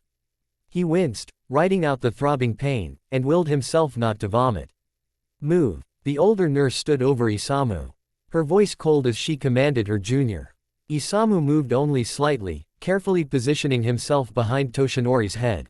Toshinori grit his teeth as Nurse Tatsumi abruptly pushed his legs to the side. A cold and heavy shackle clamped around the middle of his tail and sent a chill across his fevered skin. 2 more clamped tightly around his ankles. That's really not necessary, Isamu muttered.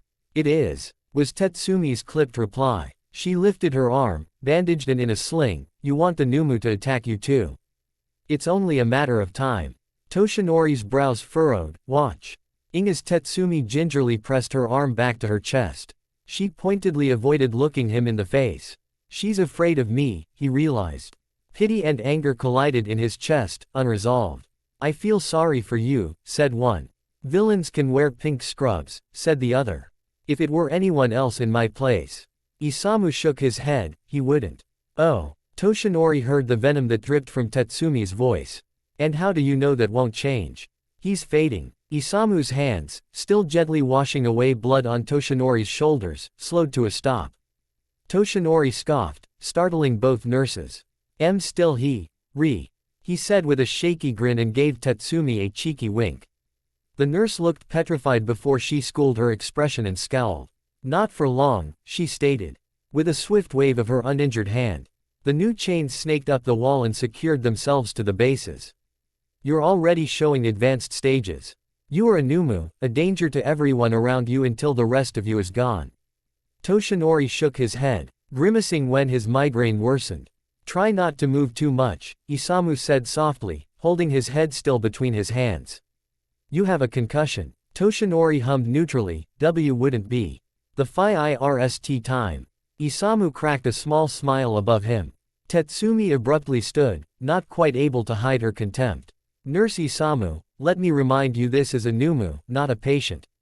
She glared and gestured at the damage in the wall around the chains, bases. That should be evidence enough. That's because patients aren't prisoners, Isamu muttered darkly. What did you say? Tetsumi glared down at the young nurse. Isamu didn't meet her gaze, but his expression hardened. Toshinori recognized that expression, and pride stirred in his chest. Stubborn. Good man. Then worry flared behind his migraine. Isamu was not a professional hero trained for fighting. He was a nurse, meant for healing. Toshinori nodded back against Isamu's hands and gave him a cautious frown. Be careful. A shudder suddenly ran down Toshinori's spine and he tensed. It was a far too familiar feeling. Shit, another quirk. When? He flinched as his migraine spiked and the fog reared its ugly head, swiftly eating away at his consciousness. See, Toshinori heard, it's only a matter of time. Consciousness and pain roared back with a vengeance. Toshinori gasped and his back arched. Clawed hands shot up to cradle his head. Agony. He heard a wordless, inhuman moan. Too close. Too loud. It tore at his throat. Toshinori shuddered as the ache marginally eased and carefully opened his eyes. An electric pain hammered against his retina and through his skull. He squeezed them shut again and rolled away from the too bright light. He couldn't see. Couldn't think. Hurts. Toshinori tasted metal. He'd bit his tongue. Curling in on himself, he covered his face. Nausea clenched in his gut as his chest burned. His arms and hands shook as they pressed against his eyes. Wet streaks lined his hollow cheeks. Fuck. Holy shit. His tail thrashed and legs kicked out fitfully, and his chains crashed against the floor. The noise drove pain like nails into the sides of his skull. Stop. Please. Just hold still. Don't move. Claws dug into his scalp. They felt sharp again. There was a pinch in his arm. A voice. A hand pulled at Toshinori's clawed grip on his scalp. He shuddered as he was pulled into fitful sleep. Wrong. Toshinori woke slowly. His head throbbed, dull and fading, just a lasting echo of the pain. He shivered and rolled onto his stomach, the muscles around his scar twitching at the tiles. Touch. The floor was cold beneath him and he felt stiff. Cautiously, he cracked open his eyes. It was dark. All Might. Toshinori's ears perked. All Might. Isamu's voice was quiet. Are you there? Toshinori groaned, his voice rough and throat raw. He managed a small nod before pressing his face to the soothing cool tile. He paused. A dark cloth covered his eyes. Before he could reach up for it, he felt a hand on his wrist. You should leave that on for now, Isamu said, subdued. Wrong. Toshinori frowned, confusion tensing his gut. Why? Toshinori cracked a weak smile. It my face did it change this time? No. Isamu said quickly. Your face is the same as before. Toshinori chuckled and coughed, joking. Oh, Isamu stuttered. He paused and sighed. The blindfold is there to block the light. It hurts your eyes. Toshinori nodded, vaguely remembering the burning pain. His eyes still ached. Here, Toshinori heard Isamu stand and walk away. Now that you're awake I can. There was a sharp click. Okay, you can take it off. After giving the blindfold a quick tug and ignoring the way it brushed past the pointed tips of his ears, twos. Hinori blinked as his eyes adjusted to the light in the room. The light's not so bad, he said, pushing his torso up a little and glancing around. He frowned a little at the subdued, almost gray surroundings, EXC. EPT I might be colorblind now. Isamu shifted in his spot by the door, blinking rapidly and squinting a little. Then the nurse met his gaze and tensed. Toshinori furrowed his brow, dotting all right. Your eyes, Isamu shifted, still staring nervously at Toshinori. They're reflecting, I'm pretty sure you have night vision. Night. Toshinori glanced up at the ceiling light. It was off. He looked at Isamu again, who was carefully making his way across the room. It's dark. Isamu lowered himself to the floor nearby. Yeah. Oh. Toshinori shifted, pushing himself up to sit in. Wrong. He froze. Hackles rising. Toshinori's arms and legs felt wrong. All might. Isamu leaned forward, cautiously reaching out. Are you all right? It's not just my eyes. Toshinori stated, awkwardly pulling his legs in front of him. They were the wrong shape. Isamu shifted and looked blindly at the ground. He was quiet, then he sighed, no. It's not. Toshinori held out his arms, turning them. They were slightly longer and he could feel new, lean muscle under his skin. He turned his attention lower and paused. Since when were his pants torn at the knee? He sighed and shook his head. Hardly matters now. Gingerly, Toshinori ran his hands down his legs. His thighs and calves felt nearly the same, though his knees felt odd. Then he reached his ankles, or what had been his ankles. The bone structure had completely shifted. His feet were equally changed, longer and broader at the base of his clawed toes. Toshinori jolted. 1, 2, 3, 4, F. He swallowed, and ran a hand back up the inside of his mutated foot. Halfway up, he brushed against the last claw. There it is, he sighed. Are you okay? Isamu asked. Toshinori nodded absently, forgetting Isamu was nearly blind in the dark. I think so, he shifted, getting the balls of his feet under him. Can you help me stand? Yeah, Isamu moved to his side, and Toshinori gripped the nurse's shoulder. Easy. Take it slow. Isamu wrapped his arm around Toshinori's back. Toshinori's legs trembled and claws scraped loudly against the floor as he pushed himself up. He winced, free hand pressing against his hip. A dull pinch flared in the joints where his legs met his pelvis. Nearly there. You've got this, Isamu said, straightening slowly. Wait. Hold on. The pain worsened and his legs shook, claws curling and gripping at the tile. Toshinori flinched, hand slipping from Isamu's shoulder, and stumbled forward. He threw out his hands, arms jarring at the impact against the floor. All might. What's? Isamu reached forward, but stopped when Toshinori held up a hand. Just a moment. Toshinori's scar twinged, and he took a steadying breath, stifling the cough in his throat. His hand returned to the floor, slowly flexing his claws in time with his breathing. Without a thought, his legs bent softly and relaxed. He stilled. Toshinori's hips didn't ache. He felt lighter. Balanced. Oh, holy shit. Toshinori stared at his hands. Then took a hesitant step forward, brows furrowing as the next steps followed naturally. Right arm, left leg, left arm, his chains rattled as they dragged across the floor. Toshinori's breath shook, and he shuddered. He moved his right leg forward, and it caught, chain pulled taut. His tail drooped, curling under his legs. Wrong. It wasn't just his legs. His whole body felt wrong. Eyes, jaw, spine, organs, limbs, claws, tail. They were his but they weren't his. They felt foreign. The shackles bit into his skin. He was trapped and chained like a caged animal. You're hyperventilating. Toshinori's focus wavered. The fog returned, easily rolling over his attempts at control. He closed his eyes and shivered.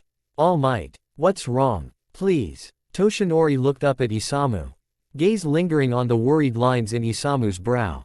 He slowly sat down, hair covering his face for a moment.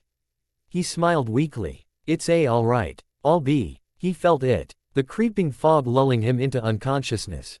No, wait, there was someone was there something I forgot? All Might, please. A pause. Don't leave me here alone. Leave. No, rest. Just rest. The alarm was shrill and loud on Isamu's nightstand. Its face displayed the time, 5:50 a.m. Isamu rubbed his eyes and got up from his desk. With a defeated sigh he silenced the alarm. His shower was hot and too short. But he didn't have time to stand in the steam. He briskly got out, wrapped a towel around himself, and wiped the fog from the mirror. NOMU. Isamu jerked backward, heart pounding, and he slipped, falling onto his side with a breathless grunt. He groaned, rubbing at his back and checking the short spikes along his spine to ensure none were knocked loose. They weren't supposed to shed for another month. When they checked out fine, he sat up and ran a hand through his hair. Still there. Still human. His nightmares were becoming too vivid and far too frequent. They all end. Dead with Sensei standing over him and holding a mirror. Anumu was always there, staring mindlessly back at him. He woke up screaming every time. Isamu stood and wiped the rest of the fog away, trying to ignore the bruise-like shadows under his eyes. A cold compress would do wonders for it, but he didn't have the time. He settled for splashing his face with cold water. He stepped back into the bedroom of his small apartment and changed into fresh scrubs. His last clean set. Crap, he ran a hand down his face, fatigue already weighing heavily on his mind. He'd gotten so behind on laundry and, practically everything else. I'm so fucking tired. Coffee helped. At his usual bus stop, Isamu clung to his thermos like a lifeline and pressed his face into his scarf. The early morning was cold and crisp, and an autumn wind nipped at his ears. He sighed, breath puffing out in a little cloud. Sato. Isamu jumped at the sound of his last name and nearly dropped his thermos. Isamu Sato. A mid-aged woman clapped her hands together and smiled. I haven't seen you in the neighborhood for a while. I thought you might have changed shifts on me. Good morning, Mrs. Shimizu, Isamu mumbled, trying his best to give his friendly neighbor a convincing smile. He failed. You look exhausted. Mrs. Shimizu's brows raised in motherly worry. They aren't overworking you at Rishigen, are they? No, I'm all right. Isamu jokingly held up his thermos. I've got my pick-me-up. Mrs. Shimizu clicked her tongue. She shook her head and dug through her large bag. Make sure you're eating properly, young man. She pulled out and shoved a small paper bag at him. Here. I've had one too many muffins, and you look like you need it more than I do. Isamu spluttered and held out a gloved hand. I see couldn't. She waved away his refusal and insisted, of course you can, here. Isamu rushed to catch the bag before it dropped to the ground and mumbled a quick thank you as his bus pulled up to the curb. Have a good day, Mrs. Shimizu called to him as the bus doors closed. Save some lives. Yeah, Isamu slumped into his usual seat. The morning was long and draining. A villain attacked a group of students in the nearby shopping district. Thankfully, none were badly wounded, and they were only brought in for patching up and counseling. A brightly colored trio of support heroes stayed with them. They spoke with Isamu briefly, exchanging pleasantries and thanks for each other's help. It took everything to act normal. But is it worth it? Before he could decide on the answer, his chance slipped away. The heroes departed with their signature farewell and well wishes, leaving Isamu with the question sitting in his throat like a cold, heavy stone. Around 11 a.m., Isamu went on his break. His stomach grumbled loudly as he made his way toward the break room, remembering the muffin he left in his locker. He cringed slightly when he spotted Ayumi Shear exiting the room, a book and dishes in hand. She glanced up, meeting his eye and gave him a knowing look. She smiled. Turning quickly to avoid her, Isamu decided the muffin could wait. He needed to pick up something for All Might anyway. He swiftly made his way out of the building and walked to the convenience store nearby. The cool, fresh air cleared his thoughts, and he allowed himself a small smile. Maybe he would like something warm. Isamu went with steamed pork buns and canned green tea. As an afterthought, he picked up taiyaki on his way back. Bags in hand, he went around the main building of the hospital, toward the O.L.D. wings and quickly found the basement door. Dread twisted in his stomach as he descended the short set of stairs and stepped into the chilling shadow of the old wing. Dead leaves had gathered at the bottom of the stairwell, twitching as a breeze curled around Isamu's legs. He shivered. I should be used to this, he thought, frowning and swiping his key card through the mechanical lock. Isamu PPED into the darkened hallway and briefly looked over his shoulder as the doors shut behind him with a loud click. His shoulders sagged when no one followed him in, from relief or disappointment, he wasn't sure. There was only one more door, fifth down and on the right. The only door with light shining from beneath it, barely illuminating the hall floor. Isamu knocked softly before twisting the deadbolt and pushing the heavy door open. He frowned and sighed when he looked to the opposite side of the small room. All Might hadn't moved. He sat where Isamu left him, slouched against the wall and facing away from the ivy pole. His ears twitched when the door shut behind Isamu, but his eyes were closed tight. Tatsumi, Isamu thought bitterly, glancing at the new IV bag. Sorry, Isamu sighed, turning the light off. That's better. Isn't it? Isamu paused a moment while he got used to the low light, then crossed the room. He sat beside All Might, placing his plastic bag of foodstuffs between them. Hey, you can open your eyes. It won't hurt, Isamu said softly. After a long moment, All Might visibly relaxed, clouded eyes slowly opening. Can you understand me? Or talk today? Isamu asked, leaning slightly forward and dipping his head to see behind All Might's bangs. The silence was deafening. Isamu laughed awkwardly, the sound quiet even in the silence. Was it something I said? Then his shoulders sagged and he fidgeted with the convenience store plastic bag. I brought some food from outside the hospital again. I know Tatsumi said I shouldn't, but, Isamu shrugged, doesn't really matter. You shouldn't be on a liquid diet anyway. He split the food, carefully pulling All Might's hand out and placing a pork bun on his palm. He pressed All Might's claws closed over it and waited. It took a moment, but All Might finally lifted the bun and nibbled at it. Isamu sighed in relief. There we go. Isamu made quick work of his own lunch. He had been hungrier than he thought. He smiled when he noticed All Might finish the bun. Here, let me get this for you, he said while cracking open the can of tea. He placed it in front of All Might and guided his hand to the can. I got the usual. I hope that's all right. Quote. Isamu relaxed against the wall when All Might started to drink. He was grateful he didn't have to force-feed him. There had been others that, he closed his eyes and pushed the frightful memories away with a shake of his head. All Might wasn't like the others.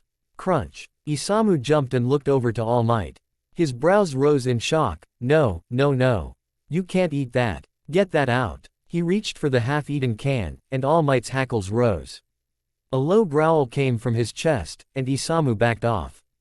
Okay, it's all right. You can have it. Isamu wah. Tched in mild horror as the rest of the can disappeared, bit by bit. I really hope that devour quirk works on aluminum. Isamu turned and hugged his knees, nibbling at his taiyaki and staring at the door across the room. The dark and quiet was surprisingly peaceful, and soon his eyelids drifted shut. A weight leaned against his shoulder, and Isamu blinked. All Might had moved closer, mirroring Isamu's posture. His eyes were glazed over and sightless as he watched the door.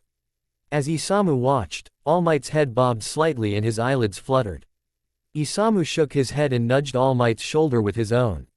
You can sleep. You know, Isamu said with a tired smile. All Might frowned in confusion, shaking his head ever so slightly. He shifted, his tail wrapping protectively in front Isamu. The nurse stifled a laugh.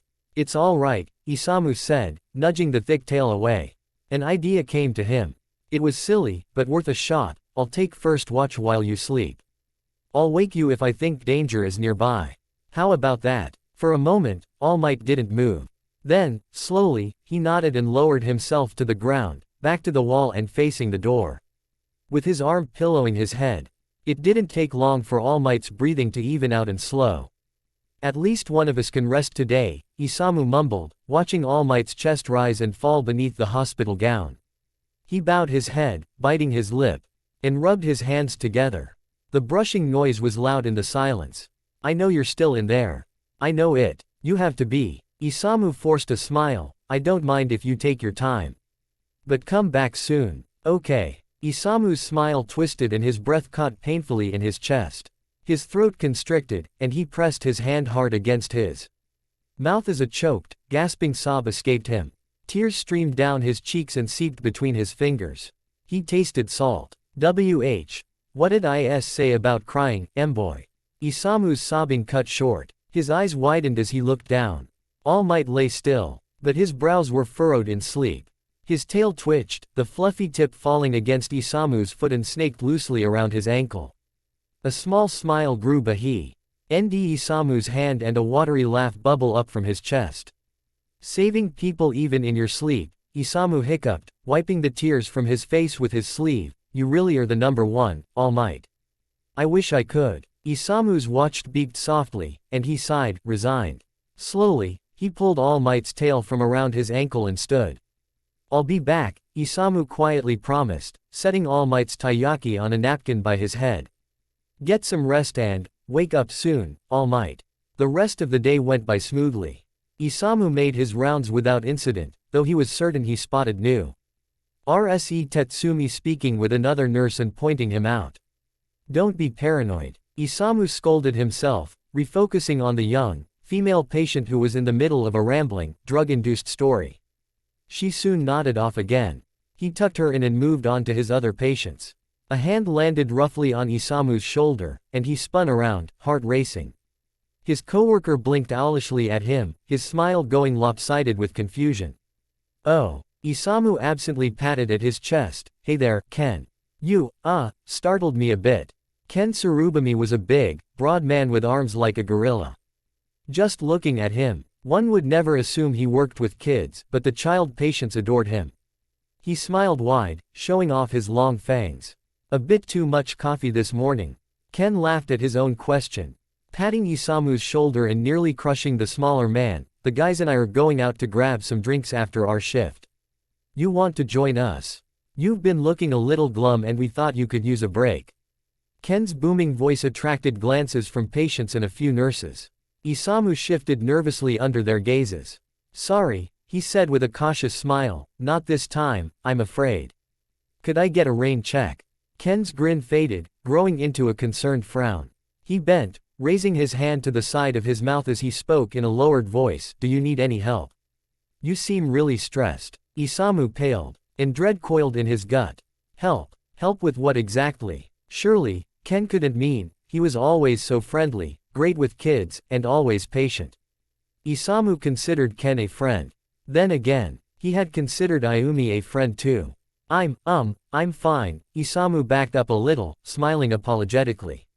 I've just been tired. Staying up too late. My fault, really. Thanks for the offer though. Ken nodded, crossing his massive arms and obviously unconvinced, but he smiled regardless. Gotcha. Just don't overwork yourself. You won't be young forever. He turned to leave, flashing a quick grin. I'll hold you to that rain check. Just let me know when and where. Sure, Isamu called after him despite his suspicion. Thanks. Isamu let his hand fall and he glanced around. At least 3 other nurses were looking his way, gazes lingering a moment before turning away.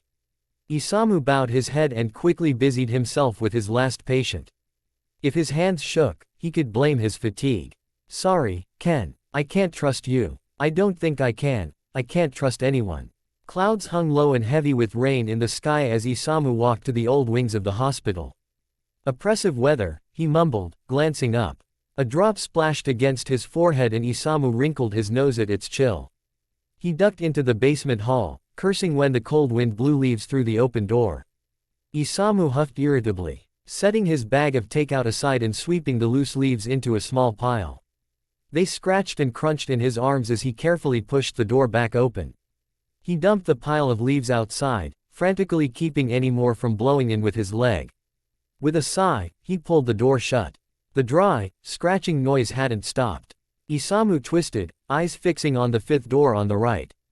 He scooped up the bag and quickly made his way down the hall. The scratching noise grew louder as Isamu neared the room. All Might, Isamu called gently as he knocked on the door. I'm coming in. Cautiously, he unlocked and opened the door. The room was still dark, barely lit by diffused gray light of the door down the hall and the emergency lights inside. Across the room, All Might stilled. His shadow hunched low and close to the wall.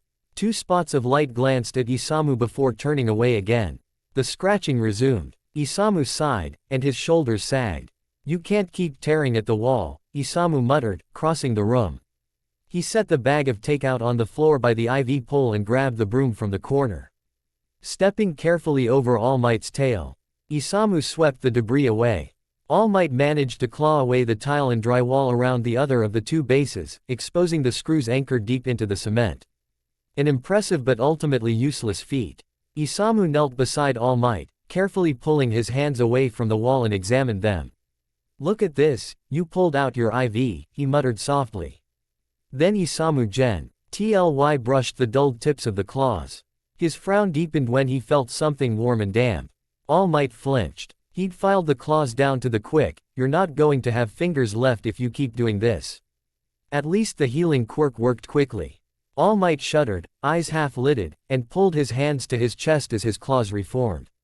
Isamu took advantage of the time All Might would be still and grabbed the takeout. Here, I brought something hearty.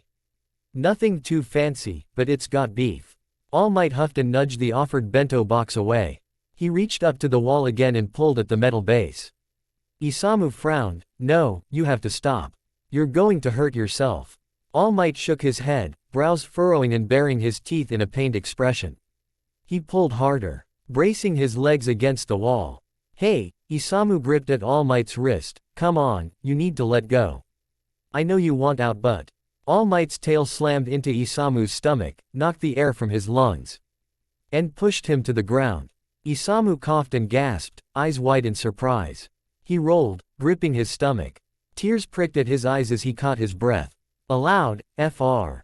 Frustrated roar chilled the blood in Isamu's veins. Slowly, he twisted and sat up. All Might. Isamu stared. All Might's back arched as he pulled at the base. An animalistic moan rumbled from his throat. Isamu's breath caught as he saw a dark trail of liquid drip from his hands and down his arms. His claws slipped and All Might collapsed, sliding across the floor, his chains crashing against the tile loudly. The tattered hospital gown came loose and fell away. Isamu flinched as All Might groaned. All Might rolled and sat up. He gagged, shoulders heaving, and blood dripped onto the ground. Slowly, he rose on shaky arms and legs and paced. Isamu's brows furrowed sadly as he watched All Might pace on all fours, his eyes staring sightless. His tail dragged along the tile, only occasionally raising as he reared up on his back legs. He managed to make a few unsteady steps before falling forward onto his arms again, panting. Isamu bowed his head. I can't. He shook his head and clasped his hands in his lap.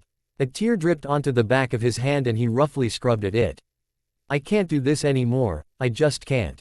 I can't help you. I can't do anything. Quote. Isamu's shoulders shook under the force of his silent sobs, pathetic. I'm so fucking tired. I'm going to die like this. His breath hitched when a weight landed softly on his head, slowly ruffling his hair. He didn't need to look up. Isamu hunched forward and gripped his shaking shoulders. I'm sorry, I'm so sorry. What? Isamu's head shot up. All Might's eyes were pained and fading again, but far clearer than they had been in days. As Isamu stared, All Might shuddered and backed away. With a groan, his eyes clouded and he lowered himself to the floor, his energy spent. Wait, Isamu scrambled forward, lifting and patting the back of All Might's hand. Wait, don't go. You were doing so good. Come on, stay awake. Stay. All Might's breathing was even and slow. Isamu slowly laid his hand back down. Screw this. He suddenly stood and strode to the door. All Might, I think I'm going to do something really stupid. The phone rang twice. Kaharu Sato. Who's this? Isamu's mother answered on the other line. Hi Mom. Isamu greeted, his smile growing as his mother yelped with delight. Oh Isamu tilde. Kaharu's voice rang out happily. Honey. Isamu is on the phone. No. I forgot. Your father went to pick up groceries. I'll have him call you back later. Isamu laughed lightly as he passed another aisle. So, how are you? His mother asked, excitement bubbling in her voice. You haven't called in a while. Your poor mother misses you. And so does your father, though he probably wouldn't admit it. You know how he is. Isamu laughed and shook his head. I'm all right, Mom. Work has been keeping me pretty busy.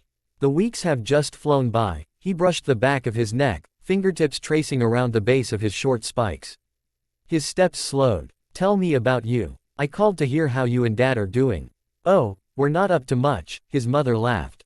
It sounded like bells and Isamu's smile widened. It snowed here the other day. Just a dusting and it melted by midday but, oh, it was lovely.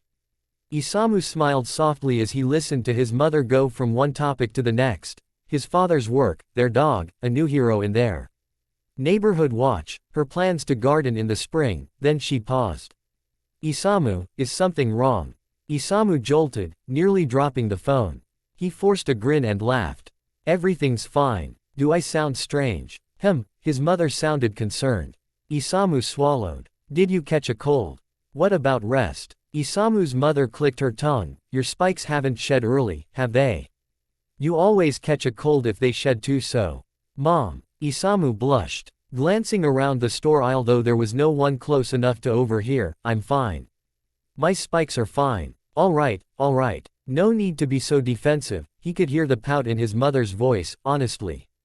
You and your father are so particular about your spikes. Isamu huffed and laughed. Love you, Mom, he said, tell Dad I love him too. Love you too, sweetheart, his mother cheerily. Are you going to visit soon? Isamu's smile slipped a little, I'll try to get away from work. Sorry, I can't make any promises though. Remember it's okay to take time for yourself, alright? Yes, Mom, Isamu said. He stopped. He found what he was looking for, I've got to go. I'll talk to you later, okay. Okay. Love you, Isamu. Love you, Isamu ended the call. With a shaky sigh, he stuffed his phone in his pocket. Isamu reached out and unhooked the tool from the wall. He gave the bolt cutters an experimental snip, gripping the rubbery handles until his hands grew still. Okay. Cold. Toshinori shivered and curled in on himself. He knew this place, this bed of ash and snow. There was no warmth left to protect him. 7 flames burned brightly, but he pulled away from them. They were wrong. Unwelcome. Snow piled on his weakened body, and the world around him trembled. He felt numb. Even with his eyes squeezed shut, he saw the snow, blindingly white and burning. The flakes danced in front of his eyes and stung his skin. Something itched at the back of his mind, a thought, no, a color. Green. Who? Someone, important. Midoriya. My boy. Toshinori jerked awake. He gasped for air, his breath ragged and too loud. Heart hammering, he frantically looked around. The room was as he remembered it, mostly. Toshinori furrowed his brows when he spotted the wall around the chains, bases.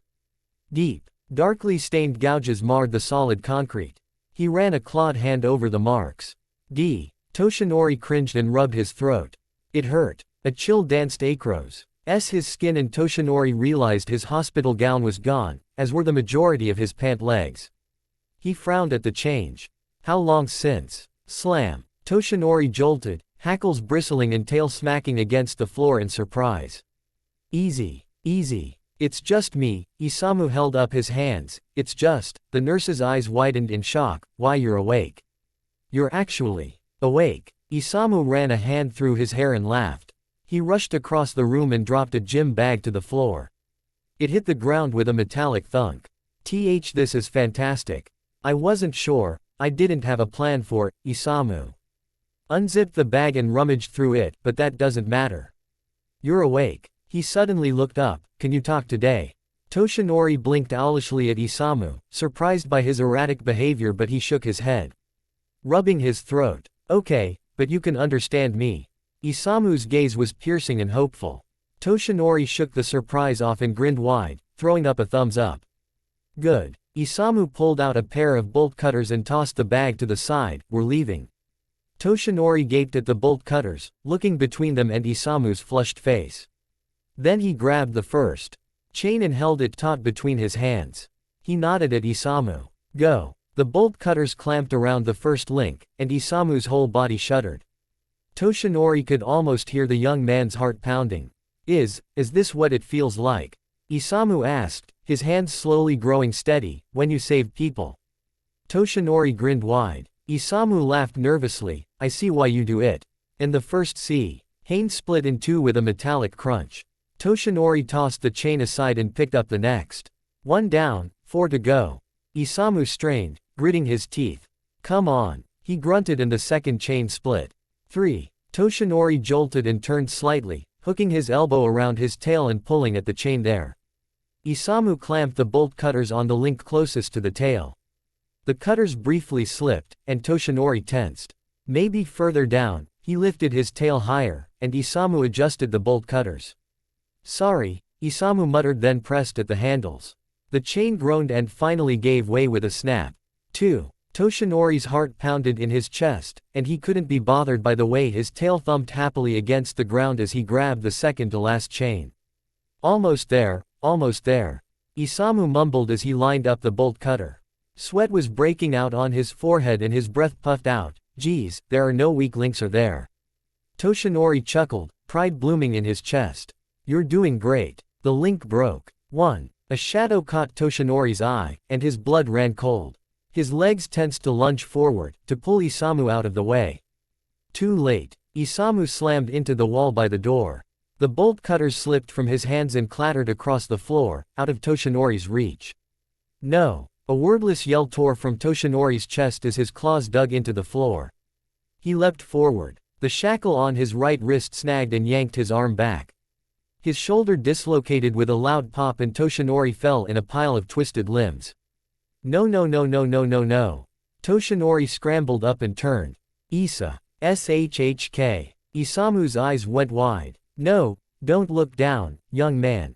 Don't look. And he looked down. A long, twisted bone pierced through Isamu's RT just below the left side of his ribcage. Isamu looked back at Toshinori. Oh my, his eyes widened, and his face paled. He seized and gagged. Blood dribbled out the side of his mouth. He hid his lips with trembling fingers and stared down at them. Tears welled in his eyes. Toshinori's heart dropped. There. All for One sneered darkly, anger boiling below the surface. He lowered his hand splattered in red specks. Now you match. Isamu gripped the bone, his face twisted in pain and fear.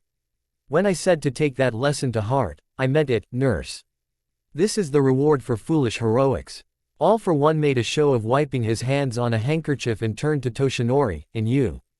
Toshinori ignored the man and reached out towards Isamu, his shoulder popping back in place as the healing quirk took effect. I'm here. I'm awake. Just look at me. His claws slipped and scraped against the floor. How unsightly, All for One hissed, you are still struggling. What else? Leave All Might. Isamu groaned in pain and shuddered, his breath hitching. All for One paused and considered Isamu for a moment. Of course. I was too lenient. The masked villain grabbed the bone spear, twisting it slowly. I left you alone with the barest glimmer of hope, a naive child's kindness. Temporary allowances I accounted for. I had expected Tatsumi to teach this runt. He gestured at the broken chains with disgust.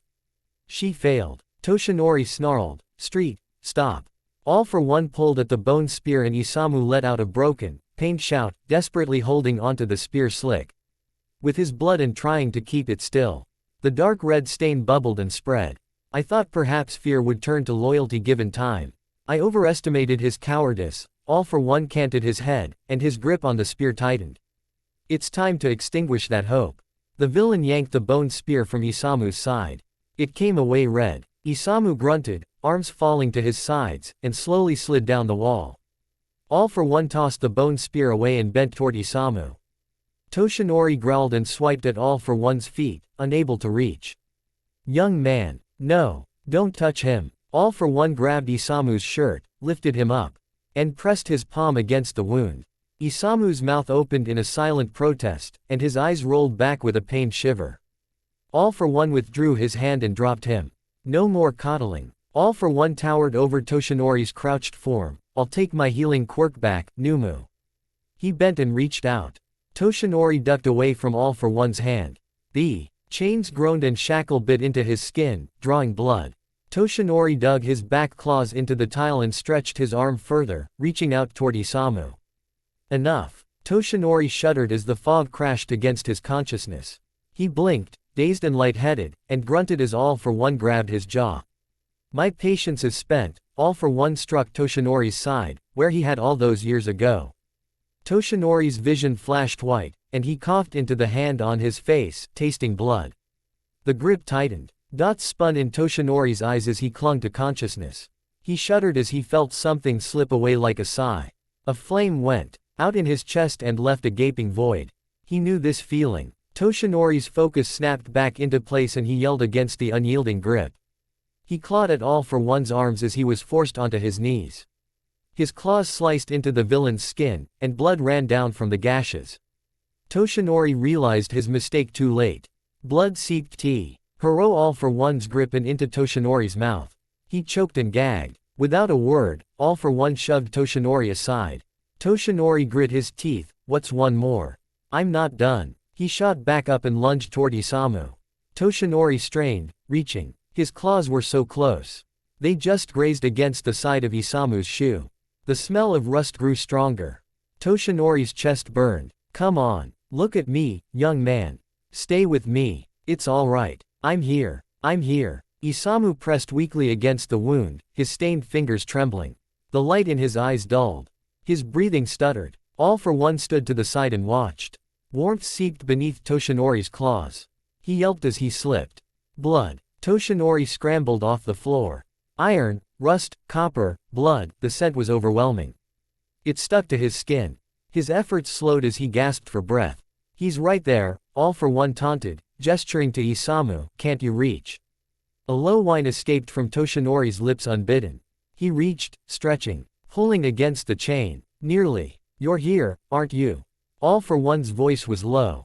He will die and you will have done nothing. Toshinori barely hooked his claw against the rubber sole of Isamu's shoe. It slipped. Toshinori loosed a frustrated, mournful roar, and something snapped. His arm fell. His vision blurred. His breath was ragged, but his body slowly relaxed. A weight brushed over the top of Toshinori's head. There. That's it, NOMU, said a voice above. His hackles rose, but he stilled under the weight of the hand and the voice. Where? The voice above hummed. I will need to dispose of this body. Perhaps I'll make that your first task. Ino's chest burned. He swallowed. He shuddered, shoulders sagging and head bowing. Good, the voice was pleased, smug. No's head felt odd. Fuzzy. Footsteps faded. A door closed. He sat. He waited. The door opened. He glanced up. Damn you, you stupid boy, the woman in the doorway spat. Click. Pain split through his skull, and he flinched away, claws scrabbling against the tile and eyes squeezing shut. And damn you, the woman's voice seethed. She struck his side. He blindly swiped the air. Something cold caught and held his wrist still. No. Her voice was loud and angry. No. Damn you. Damn you for putting your ideals in the poor boy's head. This is your fault. Something stirred at the back of his mind. He frowned. His ears perked at the sound of something dragging. Someone moaned in pain. No. Wrong. Very wrong. He crouched down and twisted, tail striking outward and hitting its mark. Something crumpled to the ground. Tishiri panted, staring wide-eyed at the tiles between his hands despite the blinding light. I'm Yagi, Toshinori Yagi. Toshinori shuddered and gagged. Nausea made his mouth water. And he spat. I'm not. He shook, sick with the sudden, overwhelming sense of self. There was a moan. Toshinori spun, stinging eyes fixing on the dark. Smudge on the floor and the figure lying beside it. Isamu. A mournful sound reverberated in his throat. His shackle bit into his wrist and his tail slumped. Toshinori couldn't reach. He couldn't. It clicked. Toshinori whirled around. His hackles bristled excitedly and his long tail swung back and forth. He had a tail. Hold on, young man. Toshinori squinted against the blinding light, searching for, there. The bolt cutters were well beyond his arm's reach, but his tail. Sloppy, All for One. Toshinori shuffled around, brows furrowed in concentration. His tail swept across the floor slowly. It bumped against the metal and rubber of the handles. Ah, come here. Toshinori curled his tail inward, dragging the bolt cutters close. Once they were in arm's reach, he pounced on them. And clumsily clamped the blades on the last chain. The link broke with a resounding snap. The chain fell away and clattered onto the floor. Toshinori's hands trembled, and he dropped the bolt cutters. He let out a shaky breath. Then he leapt into action. With a quick slap, he turned off the light. He blinked as his vision returned and he crouched beside Isamu. Why? Damn throat. Toshinori grit his teeth and shook off his frustration. He put his ear to Isamu's chest. A brief flash of relief filled him when he heard the telltale beat of the nurse's heart and the sound of his breathing. No whistling. His lung hadn't been pierced. Good. Toshinori scrambled to the stocked counter, leaping over Tetsumi's unconscious form. He only spared her a glance. There was a bruise at her temple and her bun had come undone. She would have a nasty headache. But she would live. Toshinori dug through the bottom cabinets and found nothing useful. He reared up, balancing with his tail held out. Rifling through the upper cabinets, he found gauze and bandages. There wasn't much, but they would have to do. He returned to Isamu's side, gently tore away his shirt, and pressed a folded wad of gauze to the wound. Isamu hissed and whined in pain, eyes shut tight and sweat beading on his brow. You'll be all right. Toshinori kept the pressure on the wound in front and gently rolled him. Blood seeped from his back and Toshinori pressed another wad of gauze to the exit wound. His tail patted against Isamu's shoulder. Come on, I need you conscious. Worry creased Toshinori's forehead. Isamu only winced. Toshinori frowned and returned his attention to the wounds. The bleeding slowed. He quickly replaced the old gauze with fresh gauze and wrapped bandages tightly around Isamu's waist. That'll have to do. Toshinori grimaced at the hasty work. He picked up and squeezed Isamu's hand. I'm not leaving you here. Toshinori steadied himself in a crouch and gently lifted Isamu to sit and lean against his chest. A broken cry slipped from Isamu. Shish. Toshinori adjusted his grip. Her. Isamu quieted. Toshinori turned and pulled Isamu's arm over his shoulder. I apologize in advance. Toshinori shifted and hoisted Isamu onto his back.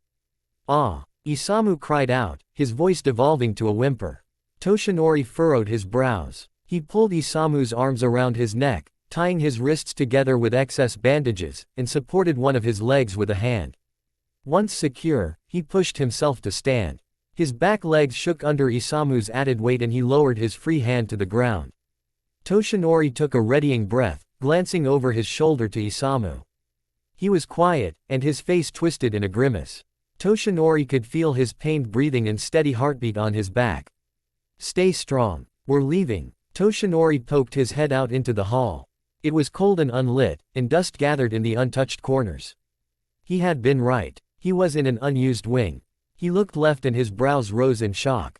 An X. Its sign glowed dully above the double doors at the end of the hall. Was it really so close all this time? A moan behind him made Toshinori jump in surprise. Nurse Tetsumi was waking. Toshinori was suddenly very aware of the metal shackles and broken chains attached to his limbs. Shit. His claws scraped against the tile floor as he leapt into the hall. Toshinori turned, tail clumsily slamming into the opposite wall, and pulled the door shut. He locked the deadbolt with a twist of his wrist and left the room behind. He ran, his gait uneven but quick. Rearing up, he threw the double door open and stumbled outside. Sunlight blinded him. The cold air bit into his bare, damp skin and seized his lung in an icy grip. Toshinori shivered and grinned. Adrenaline and emotion rushed through his veins as he leapt up the stairs. Chains clattering loudly as they dragged behind him. He squinted against the light and ran along the road parallel to the old wing.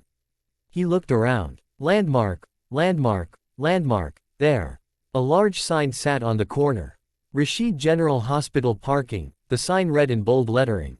Toshinori's heart hammered in his chest, and his tail thumped the ground. He knew where he was. UA wasn't far away. Toshinori tensed as Isamu groaned. Urgency coiled in his gut, his heart pumping more adrenaline through him. Hold on. Toshinori took one last look at the hospital and bolted away. West, 4 blocks. North, 7 blocks. Toshinori mentally recited, loping down another street. He paused, squinting at the squat buildings and baring his teeth in frustration, 8 blocks. Where? He shook his head. The mid-morning sun sent a steady ache burrowing into his skull. Street and shop names blurred in the light. He reared up beside a street corner sign, carefully supporting Isamu, and he peered at the names. Someone screamed. The sound grated harshly against Toshinori's growing migraine, and he fell back on all fours, stumbling away from the noise. He slipped off the curb and roughly dropped onto his side. Shit. Toshinori pushed himself up, wincing at the new scrapes stinging his cold skin. Isamu's arms jerked around Toshinori's neck. Toshinori looked back, dread coiling in his gut. Even in the blinding light he could see the red seeping through Isamu's bandages. Toshinori's ears perked. Footsteps came closer from around the corner. His hackles rose, and he turned toward them. "Oh shit, is that guy bleeding?" exclaimed a masculine voice. "Don't get too close. The other one looks dangerous." The woman who'd screamed ducked behind her friend. More footsteps approached. Silhouettes blending together. Toshinori couldn't see how many surrounded him. Toshinori shifted uneasily and furrowed his brows. "I'm not Danguro. Oh my god. He's covered in blood. Is it one of those things that attacked Hosu?" "Hosu? No. I'm not a no." Toshinori shuddered, and the fog stirred at the thought of that damned word. "I'm not trapped there anymore. So why?" He shook his head, growling in frustration. "Someone call a hero and the police. It's going to attack." Some of those in the group backed away, and a couple fled altogether. Toshinori stilled, distraught. They were scared. Isamu shivered. And Toshinori swallowed his shame. No time. Toshinori took a step back, carefully shifting Isamu more securely on his back. Then he bolted across the street and down an alley. He racked his brain and tried to push away the growing fog and migraine. North, 5 more blocks then, west a while. Not far now. Toshinori rounded a corner into a shopping district and kept running. He cringed at a shriek and the commotion that followed. His chains crashed loudly against the asphalt, and he couldn't suppress the loud growl in his chest. Where is the damn turn? Where? What is that thing? Are those chains? Somebody help. Toshinori crashed against someone, stumbling. His tail swung wide and slammed against the ground. He reared up, towering over the people in the crowded street. They scattered with panicked screams. "Where's Kamui Woods when you need him?" Isamu groaned, breath suddenly growing shallow. Toshinori frantically looked around. His mind raced, his nerves shot. No time. Where? He panted, breath clouding in the cold air.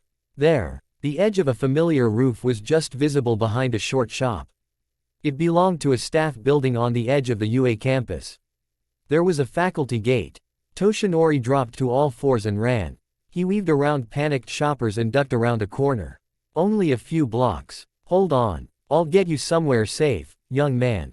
We're almost there. His chest burned and his scar ached, but Toshinori pushed on, picking up speed as he turned the last corner. The eastern faculty gate was closed, but there was a keypad just to the right of the opening. Toshinori stumbled to a stop, reared up, and clumsily pawed at the cover. With an irritated growl, he tore the cover from the wall and flung it away. The touch screen lit up and he tapped in his pass. Shit. His claws tapped uselessly against the screen. He swung his tail in anger. The fog coiled around his panic. Isamu tensed and went limp. Toshinori froze. He took a deep breath and pressed his feverish forehead against the cold gate. An idea occurred to him. He tapped his knuckle on the screen. It lit back up. He quickly typed in his password. The keypad beeped cheerily, and the faculty gate door slid away. Toshinori rushed inside and released a sigh as he heard the gate shut behind him. Putting some distance between himself and the gate, he ran toward the main building. The familiar surroundings brought a calm, tired smile to his face. His pulse slowed, adrenaline fading. He slowed, legs shaking and eyes aching. He adjusted his hold on Isamu, briefly checking on his breathing. It was shallow but still steady. It was the growing red stain that worried him. Recovery girl will know. Something snagged Toshinori's foot and violently yanked it from under him. He fell, crying out as he felt Isamu tumble off his back and roll away. Toshinori's tail thrashed, and he reached out to grab him. More bindings whipped through the air, wrapping themselves around his arm and pulling it behind him. Isamu was beyond his reach. Not again. A mournful keen tore from his throat, eyes fixed on the young nurse. Claws digging in the turf. He struggled against the bindings dragging him backwards. He turned and glared at the blurred silhouette of his attacker, hackles bristling and snarling loudly. Toshinori kicked at the bindings, wrapping his tail around them and roughly tugging them forward. The attacker stumbled, and Toshinori got his legs underneath himself. He lunged toward Isamu. Shit. His back legs and tail snapped together, suddenly bound. Toshinori crashed to the ground, his breath knocked out of him. Bindings ensnared his wrists and pulled tight. Toshinori rolled on his side, struggling against the unyielding hold. Midoriya, stay back. Toshinori froze. Red sneakers skid to a stop beside Toshinori. Shaking hands reached out over his scar and his head. A green mop of hair blocked the sun, shading Toshinori's eyes. What are you doing to All Might? Izuku Midoriya cried out, voice cracking. Then he turned to Toshinori with tears in his eyes, smiling. One for all flared across his skin, and he tore at the bindings. It's all right. It's all right, he whispered, voice growing stronger and more confident with each repetition, All Might. You're here. You're all right. Izuku freed Toshinori's arms. Midoriya, watch out. And Toshinori threw his arms around his student. He buried his face in Izuku's shoulder, savoring the dark and the warmth. Izuku pulled Toshinori up, holding him tight. Tears dripped onto Toshinori's back as Izuku's breathing turned to sobs. Toshinori laughed softly and carded his claws through Izuku's hair, gently giving the boy another squeeze before pulling away. Toshinori. I cringed and settled for pointing toward Isamu. Help. He needs help. Izuku tensed, smart boy, and turned. Aizawa-sensei. I've got him, Aizawa said seriously, already releasing the bindings and rushing to Isamu's side. Toshinori shuddered in relief as Aizawa gently lifted Isamu. Good, he relaxed. You're safe. We made it. His vision blurred and he fell to the side, barely catching himself with an outstretched arm. All Might. Izuku wrapped a supporting arm around Toshinori's shoulder. Toshinori panted as his fatigue caught up with him. Just give me. Midoriya, help him up and follow me. Aizawa ordered briskly, turning toward the main building. It's okay, All Might. Izuku wrapped Toshinori's arm over his shoulders, let me help you. We'll get you both to recovery girl, okay. Toshinori shivered, too tired to argue and not wanting to. Okay, my boy, okay. Thanks for watching.